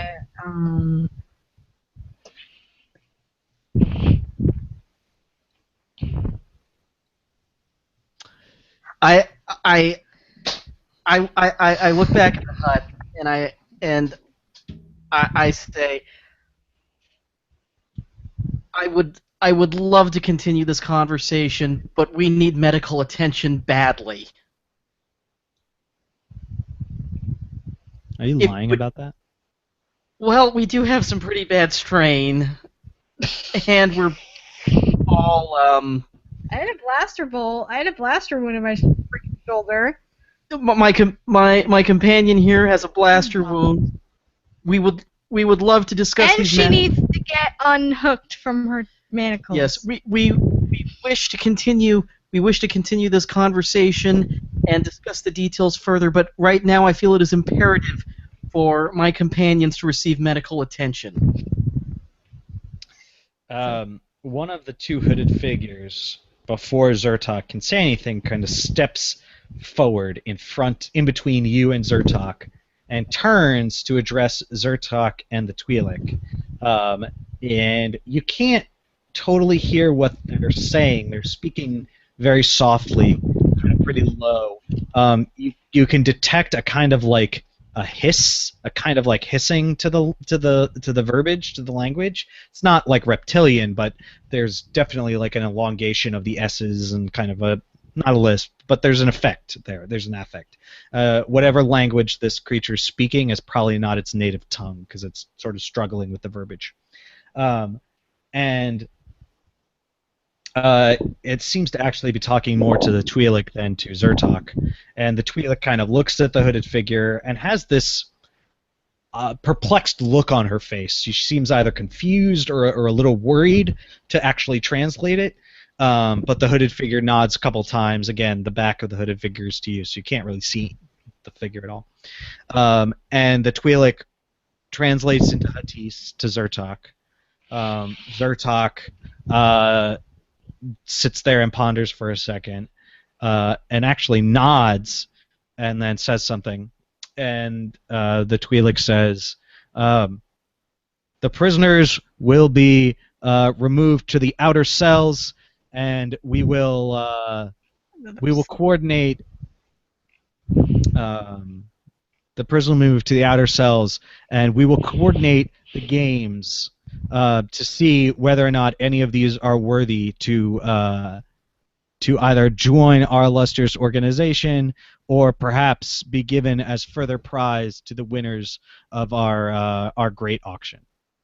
Out of universe note here, I'd like to point out that the Merc team has been at a day spa. A day spa where they are cornered by a group of Falleen. They're still having a better go than we are. Yes, Listen, in all likelihood. They didn't try to blow up the first cantina they wanted. Because they went They've to just got, they're just name dropping They went Sonny shopping. Windwalker all over the damn galaxy and wearing Mandalorian helmets and doing all sorts of other crazy things. So I say to the hut, I basically say, listen, we're not going to be very inclined to. I don't know if I want to say this anymore. Maybe I want to shut up. I want to not be a prisoner. I don't want to go back in another cell. Well, you might have your chance, but while you are sort of kind of fumbling, like trying to find the words, the gentleman with the sort of coppery skin just laughs and yells out at Zertok like, "Bring us whatever challenges you have, Zertok. Like, a pilot of Parmath has nothing to fear. We'll win your challenges, we'll escape, and we'll have our revenge." Yeah. And the two people he's with, Bardwin just looks at him like aghast, and the woman next to him just goes, "Silas, shut up!" And she smacks him like on the back of the head. Man, I thought we were dysfunctional. Pilot of Parmath, huh? They have any port in a storm we can drink. I look at the Twi'lek and I ask, "Tell me about these games." Did we just get chucked into the Star Wars Hunger Games? No, Gladiator. no. So the Twi'lek just informs you that from time to time the huts often host a series of competitions on Tatooine. They are usually a sort of event for gambling and for deal making and all of that. They're usually kind of like a front for business activity, but she explains that from time to time these games are held as a test for new recruits to the organization and as a sort of test of honor and loyalty, and that only the most sort of ardent, strong, and skilled and capable people are able to survive and thus join the organization. And that it looks like you're going to be put through a similar set of rigors to see whether or not you will be either asked to join or perhaps even be made as part of the reward for whichever group auction. What if we don't like either of these options? I'm thinking to myself, She just looks at you and says, "You have no choice in the matter. Your affections or lack thereof for the situation are not important." And she seems confused that you would think that that your feelings about the matter have any bearing on what's going to happen. I'm gonna lay the charm and/or coercion here. Oh, God. Oh boy. I look to Zartok and I say, we're going to deliver on these games, and we're going to make sure you and your associates are entertained. What are you trying to... All I ask is that, and I assure you, if you give us the medical care we need, and you let us just roam about your palace without shoving us in another cell, we will deliver the finest entertainment in these games you have ever seen. All right, that's definitely coercion. So let's see. You are going to roll 3 green dice against 3 purple dice and a black die. Ugh.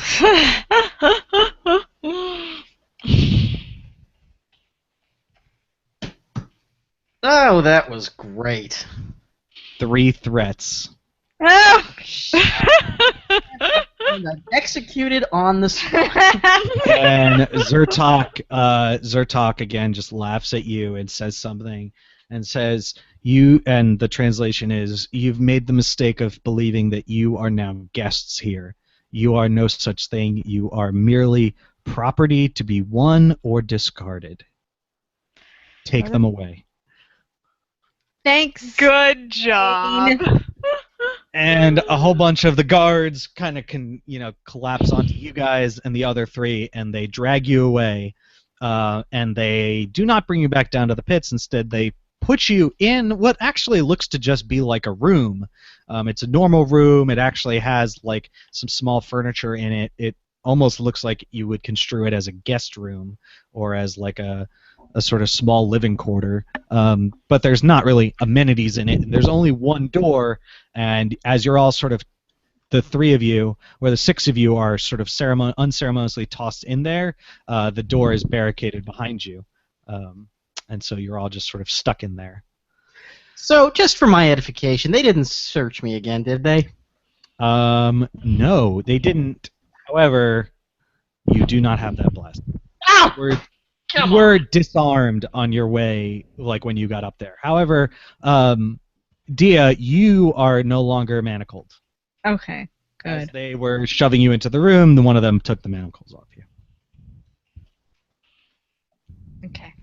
As soon as you get in there, the individual who you've heard called the Nikto, Bardwin, comes over to you, Dia, and he actually like rips one of his wraps that's on his sleeve. He actually rips it off and he offers to like dress your wound a little bit and try to kind of help dress it. Oh, thanks, dude. Okay, I'd just like to point out to you two that you weren't shot to pieces because of me, so don't be too angry. I'll be angry all I want, dude. I think this is reason to be angry. We were never going to get out of these games. Well, maybe if they'd believed you or you'd said something more intelligent, we might have gotten out of these games. Yeah, well, your lying didn't exactly get us that far, now did it?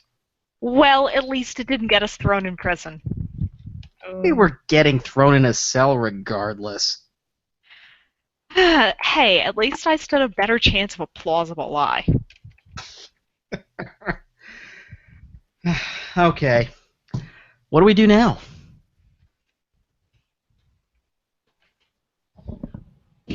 The other two prisoners who've been thrown in there with you guys and Bardwin are just kind of sitting in the corner, and they're not really talking to each other, and they're not talking to you. They're just kind of sitting there. It looks like they're just sitting there and waiting.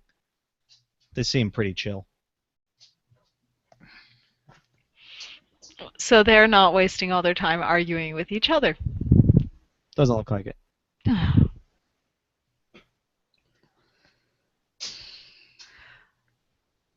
Any of us speak Sulliston? I don't think so. There's no Sulliston here. The Nikto, sorry. The Nikto speaks Basic. Okay, Because he offered Dia to he said it in Basic. gotcha. One of them seemed to know a lot more of what was going on than we did. I'd like some answers. What do you mean? Which one? The one who was pointing and shouting at the hooded figures and Zertok. The Parmath guy? Oh, that would be the coppery-skinned gentleman. Mm. Silas. That would be Silas. Okay, and he got thrown in here with us? Yep. the woman with the blue skin, and Bardwin are all in the same room with you. The woman and Silas are the two that are kind of sitting over in the corner and haven't really interacted with you guys or each other since they were put in the room. Hmm. Who Well, wants to maybe it's better that they're not getting involved in this conversation. Yeah.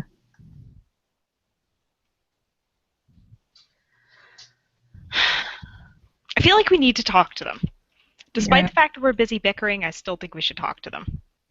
Yeah. Well, lead the way, Captain. Oh, fine. So I'm going to go up to them and just say, hi. How do you guys think we should get out of here? Silas looks up to you and just says, "There's nothing to it. No getting out of here. Just got to wait till the games and wait for the opportunity." And the woman kind of looks over at him and then looks at you and goes, "Much as I hate to admit it, Silas is right. All Nothing right, to do then. but wait." How do we get out of here during the games? She kind of shrugs at you and says, "There's always a moment of opportunity. When that comes, we'll find Trey and we'll get out of here and we'll get our people back." Okay, what can you tell us about them? I'm sorry, can you repeat that, Brian? What can you tell us about the games? Oh, What are they? I don't really know what they are. This is the woman talking. She says, I don't know what they are, but sounds like some sort of trial or some sort of competition, and whatever it is, and she actually points to Bardwin and then Silas and herself. She says, "We are going to have to win it." You two are going to win it. We three are going to win it. Yeah. What, did you think we were on the same team here? Well, Given it that looks you're like- not dead right now, we're in a Rancor pit, I think you owe us a little. Yeah, we were the ones who got you guys out of there. Yeah. That doesn't matter. You don't seem to understand. They didn't put us all in here because we're all on the same team. We're all in the same competition. And we're all in the same cell right now, so it seems like we're all on the same playing field right now, aren't we? No, Well, they it just doesn't expect matter. us. It doesn't really matter if we're not all on the same team when the games start, but before then, we could all work together a little. I mean, they want us to fight each other, but we don't have to give them what they want. Yep.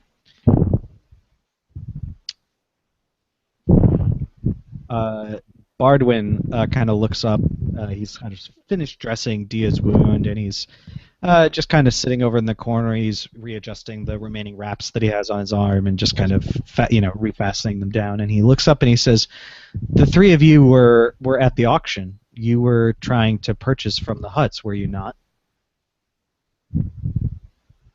Yes. We may have been. Mm, What were you doing there? What do you want with what the huts stole from us? I would imagine we want the same thing you want. Silas kind of laughs and goes, "I doubt that." So enlighten me, Silas. What do you want? Why do you want that so desperately, other than some stubborn pride?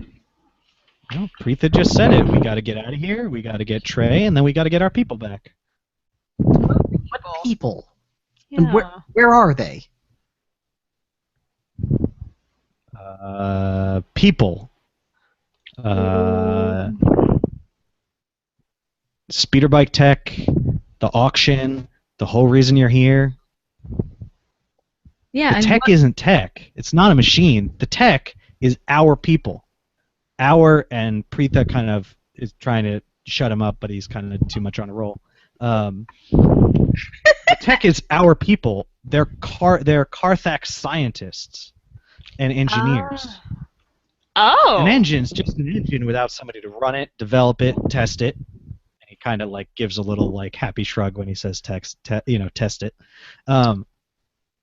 they're not auctioning off some engine block somewhere or some part of a, newfangled speeder bike or starfighter. They're auctioning off the people who are developing that technology. You guys are Oh, essentially at a slave auction. Did you even know that? no. We were just told we were here for. We were told we were here for, like, some technology.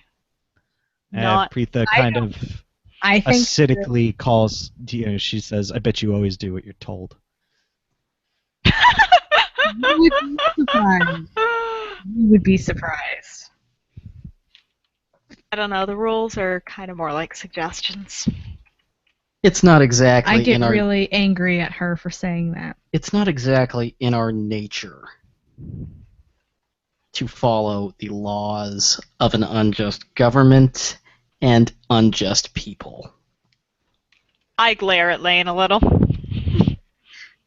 And we say, you probably wouldn't have minded us winning the auction. I don't think the people who wanted us to do this knew what was going on.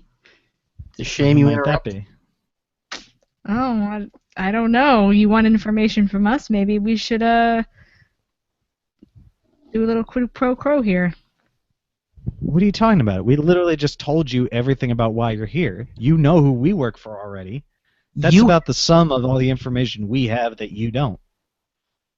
You help us get out of this, and I assure you, we have the resources to get your people. Silas chimes in. He goes, yeah, same kind of promise you made to that bloke down in the Rancor pit? Oh, Oh, Brian! ouch. Don't make promises you can't keep, mate. Who says we haven't? Who says we forgot about that? Who says we've forgotten about that? We're not done yet. Why do you think we're trying to? You have to say it the right way, Brian. We're not done yet.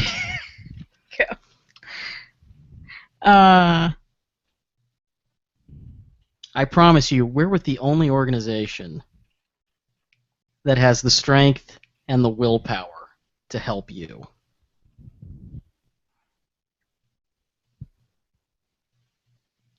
Preetha and Silas kind of exchange a look.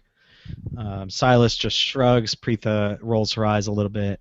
And Bardwin says, Trey is always talking about the need for trust between people, and that trust is the only way that any of us accomplish anything together.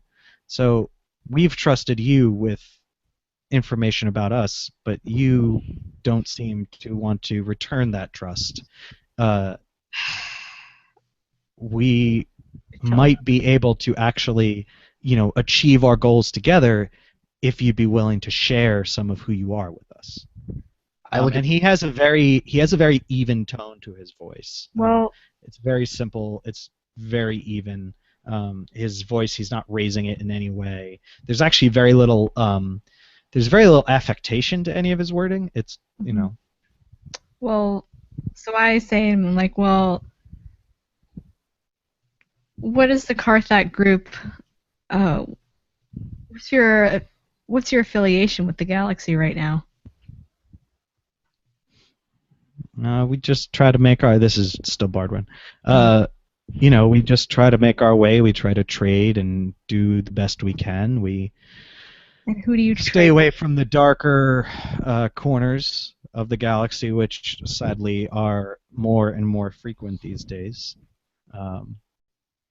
But we get by where we can, and that's all that we try to do. Wow. So then you have no love for the Empire, then, huh? He shrugs a little bit and says, the Empire is the galaxy, so you might as well say I have no love for the galaxy. What, even out here in the middle of nowhere? Or in even more remote places where the Empire doesn't really have a lot of power? You know those places exist. They do exist, but they are, becoming fewer and fewer with passing cycle.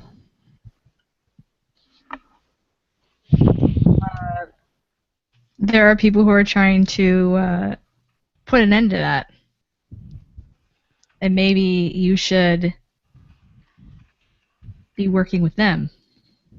From the corner, you hear Silas go, "Oh no, oh no, you're with the Criffing Alliance, aren't you? Oh gosh, I just facepalm at that's this. just the way it is, isn't it? Oh I Lord, just- this is hopeless." Tell Yeah, me I something. just facepalm. Do you think the Empire's going to help you? Do you think the Empire? The Empire who enslaves Wookiees? Yeah, the Empire who pretty much believes in slavery, especially if you're not human. The Empire who made weapons out of all this technology and are going to do the same exact thing for your people and work them to death? And what's the rebellion going to do with this technology? You not make weapons with it, not to fight the Empire with, like, just 6 of 1, yada yada, whatever the other thing is. Yeah, they might make weapons, but they're not going to treat your people like property, and they're not going to make them slaves. They're not going to randomly destroy your cities because they were bored. And most importantly, we're not going to make you work for us. This is a choice. Preetha, I can guarantee that the people who put us up to this mission don't know the truth about what's going on. You help us and get us out of this. We will do everything in our power to save your people. After that, if you want to help our cause, you can. If you just want to go along your way, you can. Preetha kind of chimes in and looks at Silas and beckons Bardwin to come over and sit with them, and she just goes, "Look, just stop talking to them.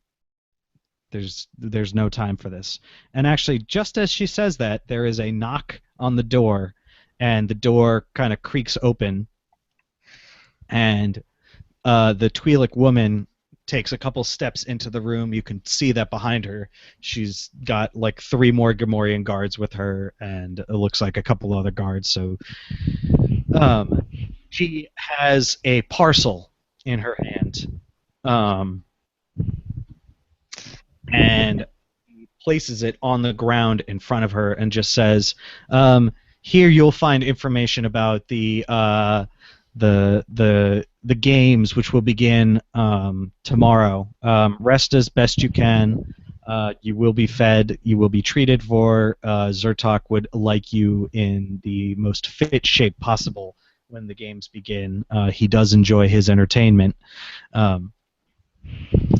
She also then points at Kira and just says,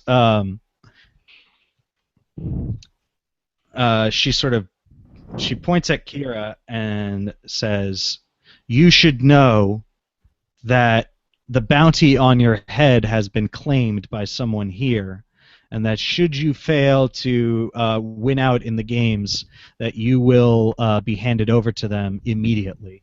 Oh, crap!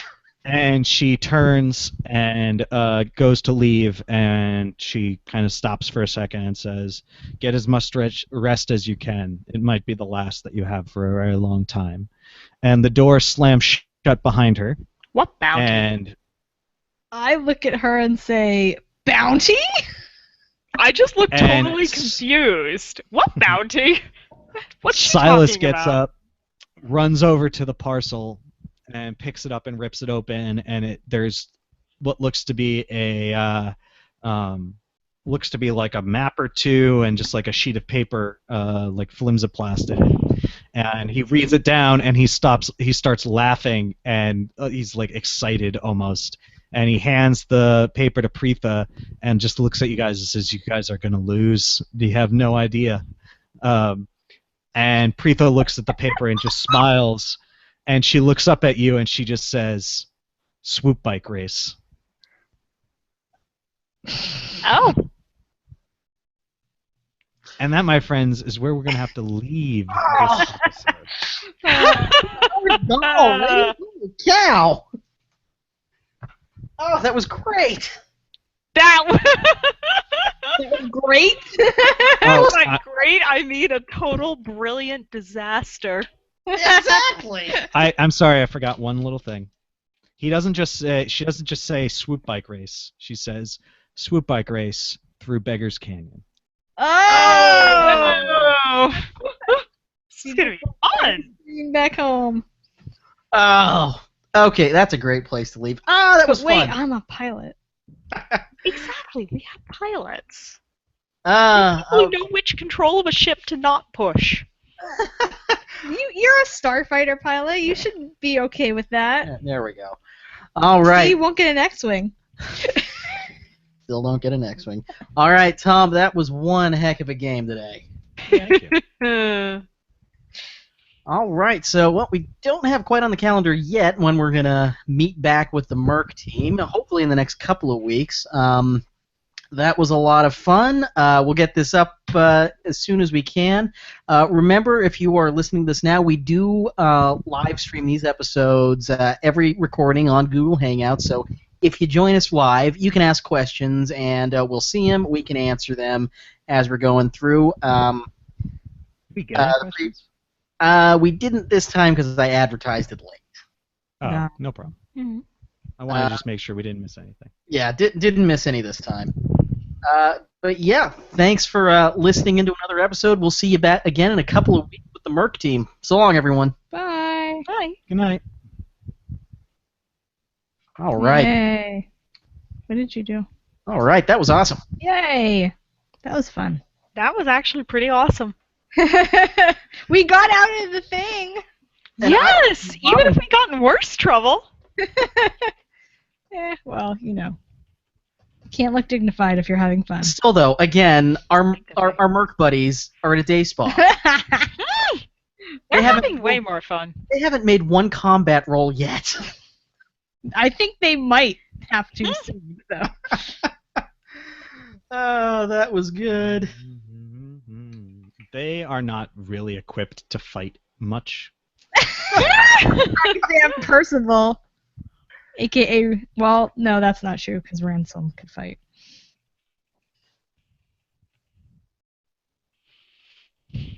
What was the name of this episode again? Living on a prayer. Living on a Prayer.